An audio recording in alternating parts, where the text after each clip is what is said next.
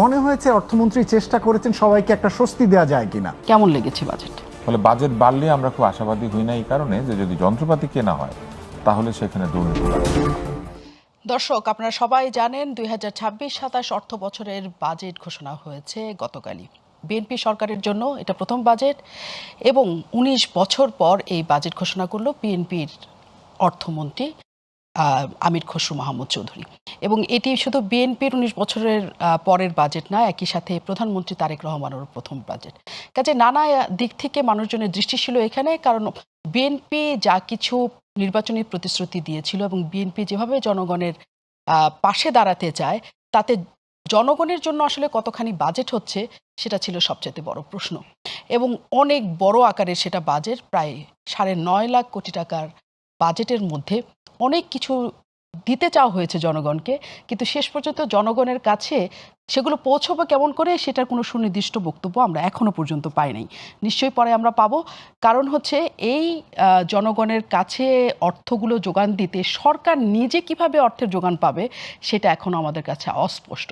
বলা হচ্ছে যে খাদ্য মূল্যস্ফীতি, যেটাকে আমরা দাম বলি, সেটাকে সরকার অনেক কমিয়ে রাখতে চায়, 7% কাছাকাছি রাখতে চায়। আপনারা নিশ্চয়ই সেটা জানেন যে এখন আছে 9% কাছাকাছি। তাহলে কিভাবে সম্ভব হবে আমরা সেটা সুনির্দিষ্টভাবে জানি না, কারণ বলা হচ্ছে সেটা সুনির্দিষ্ট কিছু বক্তব্য এখনো পর্যন্ত বাজেটে অনেকের কাছে স্পষ্ট হয় নাই। আমরা একটু স্পষ্ট করতে চাই, বাজেট নিয়ে কিছু পর্যালোচনা, বাজেটের রাজনৈতিক দিক, বাজেটে আসলে জনগণ কি পেল, তাই নিয়ে বাজেট পরবর্তী আমাদের এই আলোচনায় আমি নাজনীন মুন্নি আপনাদের সাথে আছি। এবং আজ আমাদের সাথে এসে উপস্থিত হয়েছেন সিপিটির গবেষণা পরিচালক ডক্টর খন্দকার গোলাম মোয়াজ্জেম, আছেন আমাদের সাথে মিডিয়া ব্যক্তিত্ব এবং চিকিৎসক আব্দুল নূর তুষার, এবং আছেন আমাদের সাথে রাজনৈতিক বিশ্লেষক গোলাম মওলা রনি, এবং কিছুক্ষণের মধ্যে আমাদের সাথে এসে যুক্ত হবেন ডিসিসিআইয়ের সাবেক সভাপতি রিজওয়ান রহমান। দর্শক নিশ্চয় আছেন আপনারা আমাদের সাথে। আমি শুরুতে একটু যেতে চাই মুস্তাফিজুর রহমান কাছে। অনেক ধন্যবাদ, কৃতজ্ঞতা। বাজেটের অনেক ব্যস্ততা শেষে যখন বিশ্রাম নেওয়ার সময় তখন আমরা বসেছি, কৃতজ্ঞতা আমাদের সময় দেওয়ার জন্য। আমি একটা ছোট্ট প্রশ্নই শুধু করি, কেমন লেগেছে বাজেট?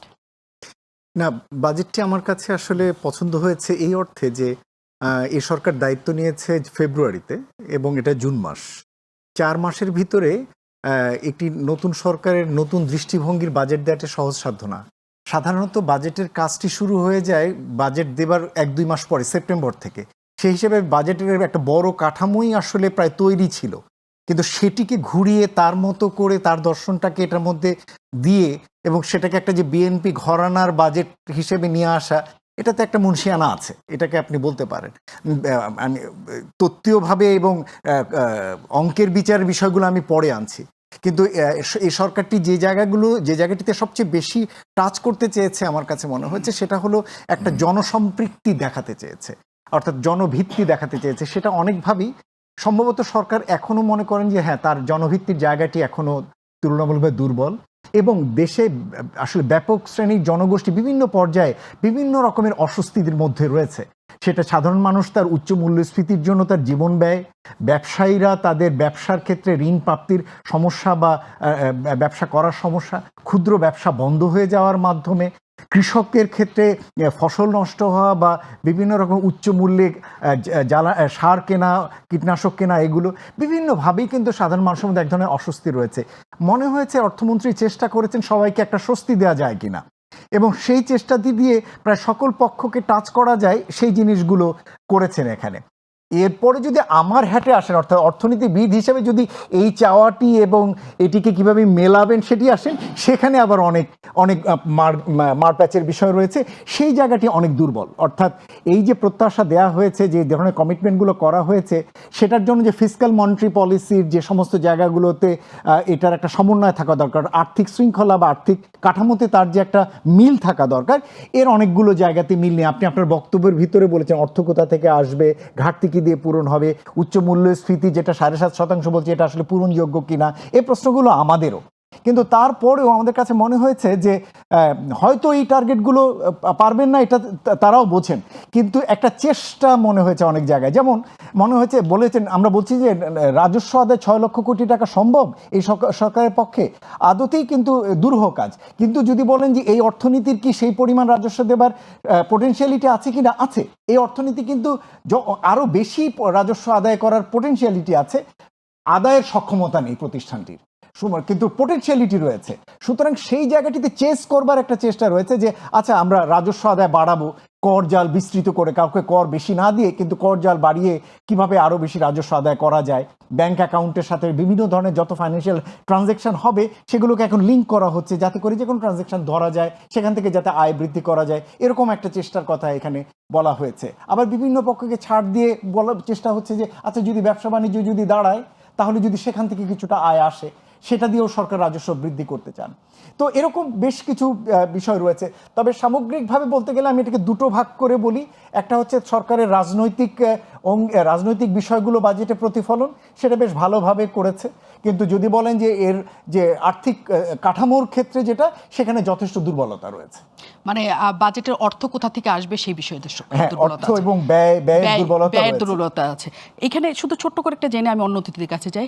আপনি বলছেন যে হ্যাঁ, জনগণের কাছে অনেক কিছু দেওয়ার আমরা অনেক কিছু প্রচেষ্টা দেখেছি, কিন্তু আমি যেটা বলছিলাম যে অর্থটা কোথা থেকে আসবে সেখানে আমাদের সুস্পষ্ট। একটু যদি আপনাকে বলি,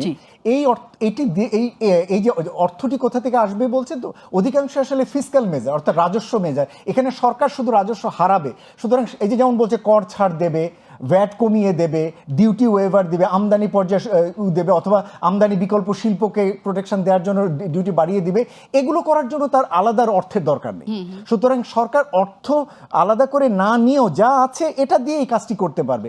অর্থ দরকার হবে হচ্ছে সরকারের বাড়তি ব্যয়ের জন্য, যেমন বেতন বৃদ্ধি করছে সেটার জন্য তার অর্থ দরকার হবে। সরকার বিভিন্ন রকম বার্ষিক উন্নয়ন কর্মসূচি নিচ্ছে, সেখানে অর্থের দরকার হবে। কিন্তু ব্যবসায়ীদের যে বিভিন্ন রকমের রাজস্ব কাঠামো বা রাজস্ব সুবিধাগুলো দিচ্ছে, এখানে সে তার নিজের যে অর্থটা পাওয়ার সুযোগ ছিল এটাকে ছাড় দিয়ে সে ব্যবসায়ীকে সুযোগটা দিচ্ছে, সেই কাজটা সে করতে পারবে বলে মনে হয়। আব্দুল নূর তুষারের কাছে আমি আসি। অনেক ধন্যবাদ, আপনি আমাদের সাথে যুক্ত হয়েছেন। নিজে একজন চিকিৎসক, স্বাস্থ্য খাতে 69,000 কোটি টাকা বরাদ্দ হয়েছে, অনেক বড় বরাদ্দ। কারণ স্বাস্থ্য খাতে সবসময় বলা হয়ে থাকে সবচেয়ে কম বরাদ্দ থাকে। প্রথমত জানতে চাই, এত বরাদ্দ আমাদের স্বাস্থ্য ব্যবস্থার অনেক উন্নয়নের আশা আমাদের দিবে কিনা? নানা ধরনের ব্যবস্থাপনা নিয়েছে, চিকিৎসা যন্ত্রপাতির দাম কমিয়েছে, সেগুলোও আমাদের কি আশা জাগায় কিনা? স্বাস্থ্য খাত আসলে বাংলাদেশের একটি অবহেলিত খাত, এই কারণে যে আপনি যে 69,000 কোটি টাকা যে বরাদ্দ হয়েছে তারপর ওইটা অপ্রতুল। আপনি যদি বাংলাদেশের জনসংখ্যা দিয়ে স্বাস্থ্যের ব্যয়কে বিবেচনা করেন তাহলে দেখবেন এটা অপ্রতুল। আমাদের বাংলাদেশের সবচেয়ে বড় স্বাস্থ্যসেবা প্রদানকারী এখনও কিন্তু গরিবের জন্য সরকারি। বেসরকারি হাসপাতালগুলিতে গরিব মানুষেরা খুব একটা যেতে পারেন না। এক হচ্ছে ব্যয়ের কারণে, আরেকটি হচ্ছে বেসরকারি হাসপাতালগুলি তৈরি হয় উচ্চ মধ্যবিত্ত এবং মধ্যবিত্তদের জন্য, সেখানে গরিবদের জন্য যথেষ্ট ব্যবস্থা থাকে না, কাগজে কলমে থাকলেও। আমাদের স্বাস্থ্য খাতের একটা বড় দুর্বলতা হচ্ছে আমাদের স্বাস্থ্য খাত আন্ডারস্টাফড। আমাদের স্বাস্থ্য খাতের যে পরিমাণ ডাক্তার, নার্স এবং অন্যান্য স্বাস্থ্যকর্মী দরকার সেটা নাই, প্রয়োজনের তুলনায় আন্ডারস্টাফড। আরেকটি হচ্ছে আমাদের স্বাস্থ্য খাতে পরিকল্পনা ও ব্যবস্থাপনার বিরাট ব্যর্থতা রয়েছে। আমাদের স্বাস্থ্য খাতে অধিকাংশ সময় যখনই বাজেট বরাদ্দ হয়েছে তারা যন্ত্রপাতি কিনে এই বাজেট খরচ করেছেন, কিন্তু এই যন্ত্রপাতি চালানো, মেনটেন করা, এই যন্ত্রপাতিকে সক্ষম রেখে অধিক মানুষকে সেবা প্রদান করা, এই সব ক্ষেত্রে আমাদের স্বাস্থ্যখাত বরাবর ব্যর্থতা দেখিয়েছেন। আপনি দেখবেন আমাদের যন্ত্র কেনা হয়, সেই যন্ত্র পড়ে থাকে, কখনো চালানোর লোক থাকে না, কখনো যন্ত্র আছে কিন্তু সেটার যে পাওয়ার সাপ্লাই সেটা নাই, কখনো পাওয়ার সাপ্লাই আছে ইউপিএস নাই, কখনো সেই যন্ত্রের একটা ছোট্ট যন্ত্রাংশ মেরামত করার লোক নাই, অথবা কখনো কখনো যন্ত্র আসেই নাই, বাক্স এসেছে যন্ত্র আসে নাই। এবং স্বাস্থ্য খাতের দুর্নীতির সবচেয়ে বড় একটি জায়গা হচ্ছে ক্রয়। ফলে বাজেট বাড়লে আমরা খুব আশাবাদী হই না এই কারণে যে যদি যন্ত্রপাতি কেনা হয় তাহলে সেখানে দুর্নীতি বাড়বে, এবং এই দুর্নীতি রোধ করাটা হচ্ছে একটি চ্যালেঞ্জ, এই বাজেটকে যদি এফিশিয়েন্টলি ব্যবহার করতে হয়। আরেকটি হচ্ছে আমাদের স্বাস্থ্য খাত একদিকে তো অপ্রতুল তাদের যে বরাদ্দ, কিন্তু অন্যদিকে যা পায় সেটা খরচ করতে পারে না, এত ইনএফিশিয়েন্ট, এবং বছরের শেষে এসে তারা কেনাকাটা করে যে কোনোভাবে এই খরচগুলি করে টাকা নষ্ট করে। আমি মনে করি যে স্বাস্থ্য খাতের বাজেট বরাদ্দের সঙ্গে সঙ্গে স্বাস্থ্য খাতকে নিয়ে একটা দীর্ঘমেয়াদী পরিকল্পনা থাকা উচিত। স্বাস্থ্য খাতের বরাদ্দ বার্ষিক বরাদ্দ দিয়ে হিসাব করা উচিত না, স্বাস্থ্য খাতের বরাদ্দ হওয়া উচিত একটা দীর্ঘমেয়াদী পরিকল্পনায়, ধরেন 10 বছরের পরিকল্পনায় বছরে বছরে বরাদ্দ হচ্ছে, এইভাবে বরাদ্দটা চিন্তা করা উচিত। তাই আমি বলবো যে একদিকে যেমন তারা বরাদ্দ বাড়িয়েছেন, এটা যেমন আশাবাদী করে আমাদেরকে, কিছু যন্ত্রপাতির দাম কমাবেন, যেমন কিছু ক্যান্সারের ওষুধের দাম কমবে, নিত্য প্রয়োজনীয় কিছু ওষুধের দাম কমবে, হার্টে যে রিং পরায়, যেটাকে সাধারণ লোক রিং বলে, আমরা স্ট্যান্ট বলি, সেটার কিছু মাত্রায় দাম কমবে। তারপরে বাংলাদেশে প্রায় একটা বিরাট সংখ্যক মানুষের ছানির অপারেশন হয়, সেখানে যে লেন্স বসানো হয় সেই লেন্সের দাম কমবে। এরকম বেশ কিছু প্রয়োজনীয় স্বাস্থ্য উপকরণ এবং স্বাস্থ্যের বিষয়ে দাম কমবে। প্রতিবন্ধীদের জন্য কিন্তু এই সরকার বেশ চিন্তা করেছেন। এই সব খাতে যে বরাদ্দ হবে বা হচ্ছে, সেগুলো আমরা আশাবাদী করে আমাদেরকে। কিন্তু একই সঙ্গে আমরা চিন্তিত থাকি যে ইনএফিশিয়েন্ট স্বাস্থ্য ব্যবস্থা এই টাকা অপচয় করবে অথবা ব্যবহার করতে পারবে না। কারণ স্বাস্থ্য খাত নিয়ে যা কিছু হচ্ছে, হামে অনেক শিশু মৃত্যু ঘটছে। জনস্বাস্থ্য ইনস্টিটিউটে যখন সবচেয়ে বেশি হামের শিশুরা, তখন আপনারা জানেন কিনা জানি না, গতকালই বৃষ্টিতে এক কেবিন ভর্তি পানি। কাজে অবকাঠামোগত যে অবস্থা, এবং আমরা 8 দিনের কথা জানি যে সেখানে বন্ধ হয়ে গেছে হঠাৎ করে, সেটাও কোনো প্রভাব ফেলবে কিনা আমরা সেটা স্বাস্থ্য খাতে যাই না। আমরা আসবো আব্দুল নূর তুষার, আমরা বিস্তারিত ঘটনার জন্য আসবো, কারণ জনগণের জন্য স্বাস্থ্য ব্যবস্থা সুপ্রসারিত হোক আমরা এটা চাই। আমরা একটু গোলাম মোল্লা রনির কাছে যেতে চাই, ছোট্ট করে জেনে আমরা আরেক অতিথি আসছে তাকে আমরা আলোচনাতে নিব। গোলাম মোল্লা রনি, অনেক ধন্যবাদ। বাজেটে সবসময় বলা হয় বাজেট এমনভাবে করা হয় যার মধ্যে মূলে থাকে আসলে রাজনীতি। জনগণকে সামনে রেখে ভেতরে আসলে একটা রাজনীতির খেলা চলে, যেটা হচ্ছে আমি সামনে ভোট পাবো বা জনগণের সমর্থন। এই বাজেট কি আপনার তাই মনে হয়েছে, নাকি মনে হয়েছে যে সরকার আসলে ভীষণ আন্তরিক? মানে প্রথমত এখানে ধরেন সবার একটা শ্রেণী পরিচয় আছে, তো সেই দিক থেকে যদি আপনি আমাকে ধরেন একজন রাজনীতিবিদ হিসেবে বা রাজনৈতিক বিশ্লেষক হিসেবে, এই বাজেটে আমার জন্য একটা পাঞ্জাবিও নেই। পাঞ্জাবিও নেই। এখানে এই যে প্রেস ক্লাবের সামনে কত মানুষ সারা বছর সারা দিন বকর বকর করে, তাদের জন্য যদি অন্তত 1 কেজি চাল ডালের ব্যবস্থা থাকতো, তাহলে মনে করতাম যে আসলে আমাদের কথা বলা উচিত। উনি সিপিডি কথা বলছে, তারপর শেষে আব্দুল নূর তুষার সাহেব কথা বলছে, ইভেন আপনি সাংবাদিক, আপনারা দেখবেন যে কিছু কিছু আছে, আমাদের জন্য কিছু নাই। আচ্ছা, কিন্তু এই যে আমরা যারা রাজনীতি করি আমাদের জন্য আসলে কিচ্ছু নাই। যারা এডিপির বরাদ্দ তো পুরোটাই রাজনীতিবিদদের জন্য। এইবার যেটা হলো সেটা যারা নির্বাচিত হয়েছে সংসদ সদস্য, তাদের জন্য সেখানেও তাদের কপাল পুড়েছে এই কারণে যে প্রধানমন্ত্রী তারেক রহমান সাহেব একটা নতুন কমিটি করেছেন। কমিটি করার পর আগে যেভাবে এমপি সাহেবরা প্রকল্প দিতেন এবং বরাদ্দটা থোক বরাদ্দ হিসেবে তাদের কাছে যেত, তো সেটা এখন বন্ধ হয়ে পুরো জিনিসটি প্রধানমন্ত্রীর কার্যালয়ে একটি সেল তৈরি করা হয়েছে। এমপি শুধু সেখানে গিয়ে বলবেন যে আমার অমুক রাস্তাটা দরকার, ওইটা দরকার, ওটা দরকার। প্রধানমন্ত্রী কার্যালয়ের যিনি চিফ সেক্রেটারি, তিনি একজন অর্থ উপদেষ্টা, এই সব মিলে এই কাজগুলো করবে। ফলে ওখানে আসলে যারা এমপি আছেন এদের অনেকের কপাল পুড়ে গেছে, কেননা এমপিতে যদি টিআর না থাকে, কাবিখা না থাকে, কাবিটা না থাকে, তারপর শেষে এদের মানায় না, লোকজন আপনার কাছে আসবে না। তো আমরা তো ভালো, আমরা একটু কি এটা ভালো না দেশের জন্য যে এইসব প্রকল্প ঘিরে অনেক দুর্নীতির খবর আমরা সারাক্ষণ পেয়েছি, বরাদ্দ ঠিক মতো হয় না বলেছি, সেটা কি একটু কমলো নাকি জনগণের জন্য? এতে দুর্নীতি আরো বাড়বে, দুর্নীতি বাড়বে। এই কারণে এমপি সাহেবরা যখন টাকা খায় তারা ভাগাভাগি করে খায়, মানে নিজেরা ধরেন 10 টাকা খেলো, কর্মীদেরকে 2 টাকা দিল, 3 টাকা দিল, টাকার একটা ভালো সার্কুলেশন হয়। আর আমলাদের হাতে যখন টাকাটা খায়, ঘুষ ওরা আরো বেশি খায়।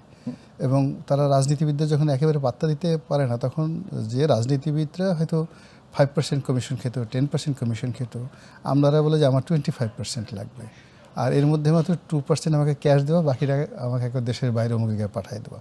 ফলে বেগম পাড়াতে অনেক কিছু হবে। মানে আসলে কি মুন্নির, পুরো বিষয়টা নির্ভর করে যে আপনার যে ন্যাশনাল অন অ্যাভারেজ যে ক্যারেক্টারিস্টিক্স আছে সেটা পরিবর্তন না করে আপনি যত ভালো কিছুই করেন না কেন, সেটা রাজনীতিবিদরা করেন, ডাক্তারদেরকে দিয়ে করেন বা আমলাদের দিয়ে করেন, কিন্তু আমাদের জাতীয় চরিত্র গত যদি 3 বছরের অ্যাভারেজ আমাদের জাতীয় চরিত্র দেখেন, এই সময়টার মধ্যে আমাদের অবাধ্যতা, এটা আমাদের একটা স্টাইলে পরিণত হয়েছে।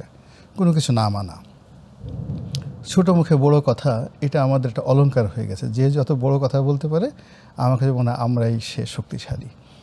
এরপরে হলো বেয়াদবি করা, যে কোনো একটা ফর্মে বেয়াদবি করা।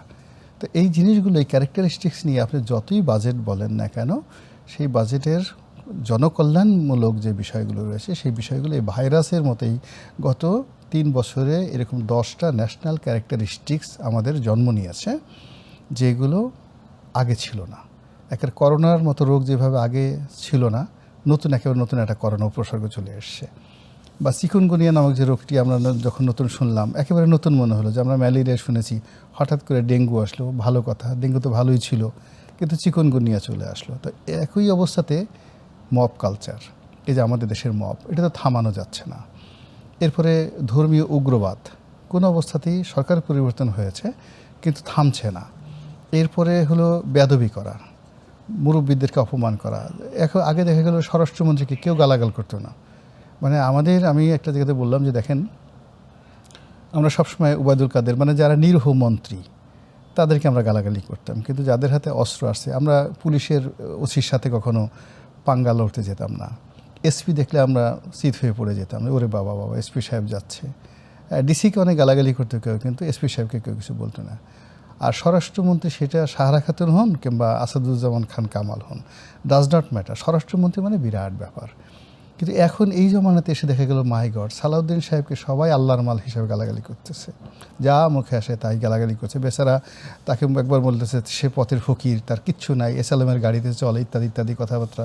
নিজের ইজ্জত বাঁচানোর জন্য তিনি বলতে বাধ্য হলেন যে আমার 4টা গাড়ি আছে, আমি ফকির না, আমার অনেক টাকা পয়সা আছে, ইত্যাদি ইত্যাদি ঘটনা। তো এই যে মানুষের মনোবৃত্তি, এখানে এরা প্রধানমন্ত্রী তার পরিবারকে পর্যন্ত এই বট বাহিনী তারা ছাড়ছে না। তো যার জন্য হলো কি যে এখন আমাদের এই যে ন্যাশনাল ক্যারেক্টারিস্টিক্স পরিবর্তন করার জন্য, মানবিক মূল্যবোধ জাগ্রত করার জন্য, নীতি এবং নৈতিকতা শেখানোর জন্য বাজেটে আমি মনে করি যে কিছু একটা ইনক্লুড করা উচিত। এখানে একটা সবচেয়ে ভালো দিক হলো, আমার কাছে ব্যক্তিগত ভালো লেগেছে যে প্রাথমিক স্তরে এই যে শিল্পকলা, এই জিনিসগুলো আবার ফিরে এসেছে। অর্থাৎ নাচ গান, এই বিনোদন, এই বিষয়গুলো হয় কি, মানুষের ভিতরে যখন আপনার আত্মাটা পরিশুদ্ধ হয়, চিত্ত যখন আনন্দ করে, তখন সেখানে মন্দ জিনিসগুলো মানে সহজে ঢুকে না। তো এটা একটা ভালো দিক আছে। তো অ্যাজ এ হোল সামনে যে রাজনীতির যাকে বলা হয় এটা ভাগাভাগি, এখানটা সমস্যাটা হয়ে যাবে। এটা ধরেন 78 জন এমপি, 78 জন সংসদ সদস্য, তার এলাকা আছে, সেই এলাকাতে যদি তার বরাদ্দ বা অন্য যে কোনো একটা বিষয়ে তার তো কোনো লিবার্টি থাকছে না। লিবার্টি না থাকার কারণে সরকার যে তাদের উপর আধিপত্য বিস্তার করবে, আগে তো আপনার পেটে দিতে হবে, পেটে দিলে পিঠে সয়। এখন বিরোধী দল সংসদ সদস্য কারোর পেটে কিছু দিচ্ছে না, না দেওয়ার কারণে প্রত্যেকটা লোকই যার যার অবস্থান থেকে খালি করবে কি এই সরকারকে বিপদে ফেলার জন্য। এমনকি সরকারের যারা লোকজন আছে তারাও চেষ্টা করবে। তো এই যে রাতারাতি আমি মনে করি যে আমাদের বাংলাদেশের আমরা ডাল দিয়ে ভাত খাই, একদিন 2 দিন পিজা খেলে ভালো লাগে, একক তো ভালো লাগে, কিন্তু ইন জেনারেল পরে বলবো যে আমাকে ডাল লাগবে, পেঁয়াজ লাগবে, এটা মরিচ, কাঁচা মরিচ খেতে হবে। তো এই বাংলাতে যে আবহমান বাংলা, যে সমস্ত জিনিসগুলো চলে আসছে ঐতিহ্যভাবে, রাতারাতি সেই জিনিসগুলো পরিবর্তন করা যাবে না। কিন্তু এই বাজেট, মন্ত্রীদের কথাবার্তা, আচার আচরণে আমার কাছে মনে হচ্ছে যে সবাই আমাদেরকে একটা স্বপ্নের জগতে নিয়ে যাচ্ছে। আসলেও নানা জনের পেটে না পড়ার কারণে সবাই মিলে সরকারকে বিপদে ফেলতে যাবে কিনা, এবং সরকার বিপদে পড়লে জনগণও এক ধরনের সাথে সাথে বিপদে পড়বে কিনা, এটা একটা বড় তর্ক নিশ্চয়। এবং আমাদের সাথে নতুন একজন অতিথি এসে যুক্ত হয়েছেন। আমরা যা বলছিলাম, ডিসিসিআই এর সাবেক সভাপতি রেজওয়ান রহমান, এবং আগের থেকেই আমাদের সাথে যুক্ত আছেন আব্দুল নূর তুষার, আছেন গোলাম মোল্লা রনি, আছেন মজিম হোসেন। অনেক ধন্যবাদ রেজওয়ান রহমান আমাদেরকে সময় দেওয়ার জন্য, বাকি অতিথিদের সাথে আপনার যুক্ত হওয়ার জন্য অনেক কৃতজ্ঞতা। আমরা কথা বলছিলাম, আলোচনা করছিলাম নানা খাত নিয়ে, এখানে চিকিৎসা, রাজনীতিবিদ, একই সাথে অর্থনীতির কী কী সুফল, বিশেষ করে জনগণ কী পেল, ব্যবসায়ীরা কি জনগণের কাতারে পড়ে? এবারের misfortune of the incumbent finance minister, উনি অনেক কিছু ইনহেরিট করেছেন, নেগেটিভ জিনিসপত্র। একটা হলো ঋণের বোঝা ইনহেরিট, সেটা অন্তর্বর্তী হোক তার আগে সরকার হোক, সেখান থেকে উনি ঋণের বোঝা ইনহেরিট করেছেন। উনি জ্বালানি সংকটটা ইনহেরিট করেছেন। এগুলো কোনো কিছুই তো ইমিডিয়েটলি ক্রিয়েটেড না। ইনফ্লেশনের যে ঝামেলাটা আমরা মোকাবেলা করছি এখনও, এইটা অবশ্য আমি অন্তর্বর্তী সময়ে একটু কম ছিল তুলনামূলকভাবে, আর তারপরও এখন বৈশ্বিক যে মধ্যপ্রাচ্যের যে অনিশ্চয়তা, এইটা সাপ্লাই চেইন, লজিস্টিক্স, সব কিছু মিলে ওনার লাকটা খারাপ। এই সময় উনি 6,95,000 কোটি টাকা রাজস্ব আয়, যেটা উনি টার্গেট দিয়েছেন, এটাকে উনি এখন হয়তো চেষ্টা করছেন সব দিকে ব্যালেন্স করতে। বিকজ আমরা কিন্তু দেখেছি যে বেসরকারি খাতে অনেক জায়গায় উনি ছোটো ছোটো সুবিধা দিয়েছেন, যেমন আপনার অগ্রিম করের ক্ষেত্রে, উচ্চ কর কর্তনের ক্ষেত্রে উনি অনেক জায়গায় কমিয়ে এনেছেন, কিছু কিছু ক্ষেত্রে 5% থেকে 0.5% কমিয়ে এনেছেন। যদিও এটাকে আমরা আরও বিশ্লেষণ করতে পারবো যখন এসআরওর বইটা বের হবে, সেখানে আসল কাহিনীটা বেরিয়ে আসবে। হয়তো উপরে বলতে যখন পার্লামেন্ট উনি পেশ করছেন তখন দেখতে সুন্দর লাগছে, এখানে ছাড় ওখানে ছাড়, কিন্তু এসআরওতে কী বলে সেটা আমরা হয়তো 1 সপ্তাহ সময় লাগবে জানতে। এর পাশাপাশি উনি যে 6,95,000 কোটি টাকা দিয়েছেন, এর সাথে উনি আরও একটা জিনিস ইনহেরিট করেছেন, যেটা আনুমানিক 1,30,000 কোটি টাকার শর্টফল অফ কালেকশন। আমরা যদি 1 লক্ষ কোটি বলি এপ্রিল পর্যন্ত, এরপরে ধরেন 20-30,000 কোটি টাকা আগামী 2 মাসে, এটাও একটা শর্টফল থাকবে তুলনামূলকভাবে। তো এটাও তো আমার একটা ক্যারিড ফরওয়ার্ড লায়াবিলিটি হয়ে গেল। এর পাশে আপনার যে সামাজিক সুরক্ষার ক্ষেত্রে যে প্রাইম মিনিস্টারের একান্ত ভিশন, এই ফ্যামিলি কার্ড বলেন বা কৃষক কার্ড বলেন, এগুলো কিন্তু নন রেভিনিউ জেনারেটিং এক্সপেন্ডিচার। এরপরে ওনাদের কপালে পড়েছে পে স্কেল। পে স্কেলে আপনি জানেন যে রাষ্ট্র পরিচালনা ব্যয়ের ক্ষেত্রে বাংলাদেশের প্রত্যেকটা সরকার চ্যাম্পিয়ন। সেটা আপনি বিএনপি সরকার বলেন, আওয়ামী লীগ সরকার বলেন, অন্তর্বর্তী বলেন, যেই বলেন, সবাই চ্যাম্পিয়ন। কিন্তু পে স্কেলে রাষ্ট্র পরিচালনা ব্যয় কিন্তু আপনি কোভিডের পরে যখন দেখবেন, বিশেষ করে 23-24 অর্থ বছর বা 22-23 অর্থ বছর, এমনকি 25-27% বেড়েছিল তখন, যেখানে আমরা বেসরকারি খাত সবাই আমাদের কস্ট কমিয়ে আনছি। কোম্পানিজ আর নট ডিক্লেয়ারিং ডিভিডেন্ডস, আপনি সেখানে সরকার এবং রাষ্ট্র পরিচালনা ব্যয় বলতে বেশিরভাগ তো আপনি জানেন যে বেতন ভাতা। তো এগেন তুলনামূলকভাবে দেখা যায় যে বাংলাদেশে হয়তো অনেক ক্ষেত্রে তারা আন্ডারপেইড, অনেক ক্ষেত্রে তারা আন্ডার ইউটিলাইজড। কিন্তু আপনি যখন এই ব্যালেন্সিংটা করবেন, আপনি যখন একটা অযৌক্তিক লক্ষ্যমাত্রা দিবেন সেটার, এবং তার সাথে একটা শব্দ এনবিআর ব্যবহার করে, কর জাল। জাল দিয়ে তো বড়শিতে মাছ মারে, মাছকে হত্যা করা হয়। এই জাল বললে তো করদাতারা কোনো সময় চাবে না এই জালে পড়তে। এটাকে যদি আপনি একটা ট্যাক্স বেস বা একটা সুন্দর শব্দ দেন এটাকে, যেখানে আমরা এখানে আমরা একই প্ল্যাটফর্মে একত্রিত হব সবাই, যে রাষ্ট্র পরিচালনায় আমরা সাহায্য করব, এইভাবে যদি একটা সুন্দর কোনো শব্দ আবিষ্কার করতে পারে, বিকজ এনবিআরকে দেখলেই মানুষ ভয় পায়। বেসরকারি খাত বলে যে আমরা সবসময় হয়রানির শিকার হই। আমরা যখনই বলি, আজকে 2-3 দশক ধরে আমরা বলছি অটোমেশন তো আলটিমেটলি আপনাকে করতে হবে, এখন আর্টিফিশিয়াল ইন্টেলিজেন্স চলে এসছে, কিন্তু এই কথাগুলো যখনই আসে তখনই কিন্তু একটা পুশব্যাক আমরা দেখি কর্মকর্তাদের থেকে। কারণ আপনি জানেন অটোমেশন যদি হয়ে যায় তখন তো একটু হাত বদলে একটু কিন্তু সমস্যা আপনাদেরও তো হবে। কর্পোরেট কর কমানো হয়েছে, কমানো উচিত। আপনি একদিকে একই আছে, বাড়ানো হয়নি। হ্যাঁ, কমানো হয়েছে কর্পোরেট কর, কমানো হয়েছে 2টা কিছুটা। বছরে 2.5% করে কমিয়েছেন। কিন্তু আমি যদি, আপনি আমাকে এটা দিয়ে মনে করছেন যে ব্যবসায়ীরা একটু আটকে যাবে কথা বলতে, তাহলে আমি বলি পার্শ্ববর্তী এলাকার কথাগুলো। এশিয়ান অ্যাভারেজে বাংলাদেশ তো মাশাল্লাহ হাইয়েস্ট, সাউথ এশিয়াতে বেশ high, because Asian average is 20-21%। South এশিয়াতে আপনি যদি দেখেন, রিসেন্টলি পাকিস্তান আর শ্রীলঙ্কার ট্যাক্স বেড়ে গেছে, আগে কিন্তু আমাদের থেকে কম ছিল।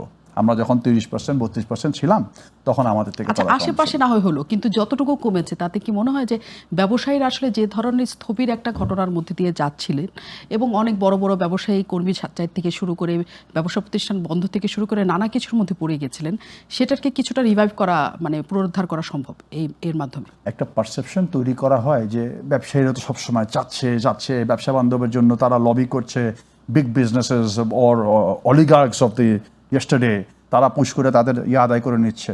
একটা জিনিস আপনাকে খেয়াল করতে হবে, 85% of the economy is driven by the private sector. তার মধ্যে 1%ও বিদেশি বিনিয়োগের ইনভলভমেন্ট নাই, if you contribute to the GDP. কিন্তু প্রত্যেকটা সরকার দেখবেন যে ওই এফডিআইয়ের জন্য অনেককে অনেক ধরনের আকর্ষণ করার জন্য ছাড় দিচ্ছেন, কিন্তু এফডিআই যখন বাংলাদেশে আসে ওরা কি দেখে আসে? ওরা তো স্থানীয় শিল্পায়ন কতখানি শক্তিশালী সেটা দেখবে আগে, তাদের স্থানীয় বাজারের কি পজিশন সেটা দেখবে আগে, এখানে ট্যাক্স কত, এখানে আমার রিটেল ইন্ডাস্ট্রি কত বড়, আমি কি এখানে উৎপাদন করে আমি কি এখানে পণ্য বিক্রি করব, নাকি আমি এখান থেকে ফ্যাসিলিটিস নিয়ে আমি মানে রপ্তানি করব। তো এই জিনিসগুলো যখন আমরা দেখতে যাই, আপনি ট্যাক্স কমাবেন, আপনি অনেক কিছু সাইমালটেনিয়াসলি করতে হবে। সরকার এখন এলডিসি উত্তরণের কথা বলছে, যখনই বলা হয় একটা দোষ দেওয়া হয় যে ব্যবসায়ীরা খালি পিছাতে চায়, উইচ ইজ ট্রু, বিকজ সরকার তো is not prepared to graduate. প্রিপেয়ারনেসের একটা ব্যাপার আছে, আপনাদেরকে সক্ষমতা বৃদ্ধি বাড়াতে হবে। কীভাবে বাড়াবো? আপনি যদি বাকি দেশগুলোর থেকে ট্যাক্স হাই থাকে, আপনি ট্যারিফ নেগোসিয়েশনে যদি আমাদেরকে, আমি সরি মানে ওরকম কোনো ফ্রুটফুল কিছু না নিয়ে আসতে পারেন আপনি, তাহলে আমি কীভাবে আমার কম্প্যারিটিভনেস বাড়াবো? আপনি বলছেন না আপনাদেরকে তো আমরা 32% থেকে 27% করে আনছি। আপনার কি মনে হয় কোনো ব্যবসায়ী 27% ট্যাক্স দেয়, নাকি তার আরও খরচ আছে? সে 40% পর্যন্ত সে খরচ করে। এআইটি কি অ্যাডজাস্টেড হয়? উৎসে কর কর্তন, ওই যে আমাদের 82C যেটা আমরা বলি, এটা তো এই যে মানে মানে মানুষের সাথে ট্যাক্স পেয়ারদের সাথে প্রতারণা। আপনি তো কোনো কিছু অ্যাডজাস্ট করছেন না, আপনি ইনঅ্যাডমিসিবল এক্সপেন্সেস বলে একটা কথা আছে।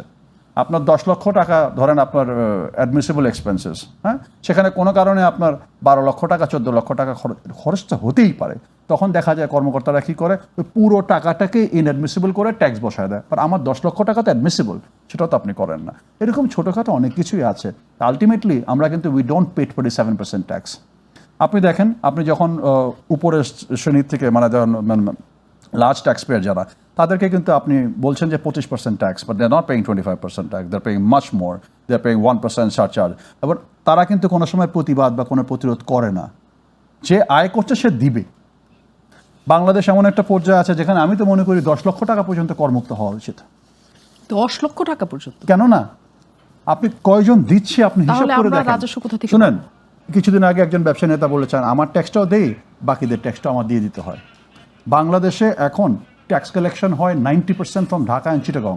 তার মানে কি দাঁড়ালো? সরকারের তথ্য অনুযায়ী, এটা সরকারের তথ্য, এটা আমার তথ্য না, তার মানে হচ্ছে যে বাংলাদেশের বাকি সব শহরগুলো, সব জেলাগুলো 10% contribution to GDP. Is that correct? No, they not paying taxes. আপনি সেখানে কি করছেন? You're constantly focusing on Dhaka and Chittagong, একটা পোর্ট সিটি, একটা capital city. Why are you doing that? আপনি তো আপনার ট্যাক্স বেসটাকে বাড়াতে হলে আপনার সেই জোনগুলোকে আপনার শক্তিশালী করতে হবে। আপনি সেখানে যান, আপনি সেখানে অনেক মানুষ ট্যাক্স দিচ্ছে না। আপনি যখন টার্গেটটা, এই যে এটা কেন বলছি, এই যে 6,95,000 কোটি টাকা বললেন, আবার আপনি যখন ট্যাক্স কালেক্ট করেন, আমার ট্যাক্স সরকার যখন কালেক্ট করে, যে কালেক্টর আসে তাকে আবার 30% পর্যন্ত কমিশনও দেওয়া হয়। ট্যাক্স দিলাম আমি, কমিশন পেলেন আপনি, আপনার যুক্তিটা কোথায়? কিসের কমিশন সেটা? ট্যাক্স কালেক্টররা কমিশন পায় না? ওরা যখন টার্গেট অ্যাচিভ করে। আই এম সরি, মানে I am the tax payer, why is somebody else getting the সেই কমিশন কি আপনার কাছ থেকে নেওয়া হয়? আমি চাই না, কিন্তু ওই হাত বদলটা বন্ধ করে দেন। Make it faceless, make it automated. অনেক It's very simple. অনেক ধন্যবাদ মাজু হোসেন। যে কথাটা আসলে বললেন ব্যবসায়ী নেতা হিসেবে, তিনি বলেছেন আমরা একটা পার্ট জানতে পারলাম যে রাজস্ব আদায়ের ক্ষেত্রে আমাদের কি অবস্থা, যেটা আপনিও বলছিলেন যে আমরা রাজস্ব দেওয়ার ক্ষেত্রে অনেকে আছি কিন্তু কালেক্ট করতে পারি না, আমরা শেষ পর্যন্ত কালেক্ট করি না। প্রতিবারই হুমকি ধামকি দেওয়া হয় কিন্তু রাজস্ব আমাদের ওই জায়গাটাতে আসে না, হয় না বলে এখানে কিন্তু বড় ধরনের একটা টার্গেট রাখা হয়েছে যে বিদেশি ঋণ থেকে আমরা একটা বড় জায়গা পাবো। আরেকটা সবসময়ের জন্য যা বলা হয় বাংলাদেশের ব্যাংকিং খাত থেকে রাখা হবে। আমি ব্যাংকিং খাতের কথাটা আগে আসার আগে আমি বিদেশি ঋণের কথা বলি। এই অর্থ বছরে আমরা সবাই জানি মানে 20% পরিচালন ব্যয়, সেটা হচ্ছে শুধু ঋণের সুদ পরিশোধে, নট ঋণ পরিশোধে। সুদ যত করেছি আমাদের সুদ পরিশোধে ব্যয় করা হবে 20% সর্বোচ্চ। তারপর আমরা নতুন করে ঋণের আশা করছি। বাংলাদেশ যে পরিস্থিতিতে আছে, বাইরের থেকে এত ঋণ কি আমাদের পাওয়া সম্ভব আসলে? দেখুন, এই অর্থ বছরে সরকার যে অর্থ বছর শেষ করতে যাচ্ছে, এই অর্থ বছরে সরকার টার্গেট করেছিল 67,000 কোটি টাকা ঋণ নেবে, বিদেশি ঋণ নেবে, কিন্তু পেয়েছে সম্ভবত 52,000 কোটি টাকা। আর অদ্ভুতভাবে আগামী অর্থ বছরের জন্য বিদেশি ঋণের টার্গেট সেট করা হয়েছে 1,08,000 কোটি টাকা। তার মানে হচ্ছে দ্বিগুণের বেশি আপনি টার্গেট সেট করছেন, অথচ এই অর্থ বছরের টার্গেটের চেয়ে কম পেয়েছে। এই মুহূর্তে বাংলাদেশের ক্রেডিট রেটিং ভালো না, আমরা বেশ ডাউন হয়েছে, এবং সে কারণে এখন কস্ট অফ ক্যাপিটাল হাই, বিদেশিরা ঋণ দিতে চান না, আবার ঋণ দিতে গেলেও সেটা ব্যয়বহুল। সুতরাং আমাদের জন্য ঋণ প্রাপ্তি খুব সহজসাধ্য না এরকম একটা পরিস্থিতিতে। সুতরাং সরকার আসলে কাগজে কলমে দেখাতে চেয়েছেন। কালকে মাননীয় অর্থমন্ত্রী যখন বলছিলেন তখনও জিনিসটা দেখছিলাম, উনি বলছিলেন যে এই যে দেখেন বিদেশি ঋণ থেকে আমি ঘাটতি মেটাবো, পরের সেন্টেন্সটা বলছেন এজন্য আমি দেশীয় ব্যাংক থেকে কম ঋণ নেব। আদতে আলটিমেটলি যেটি হবে যে বিদেশ থেকে ঋণ পাবেন না উনি ওই মাত্রায়, দেশের ব্যাংক থেকে তাকে বেশি ঋণ নিতে হবে।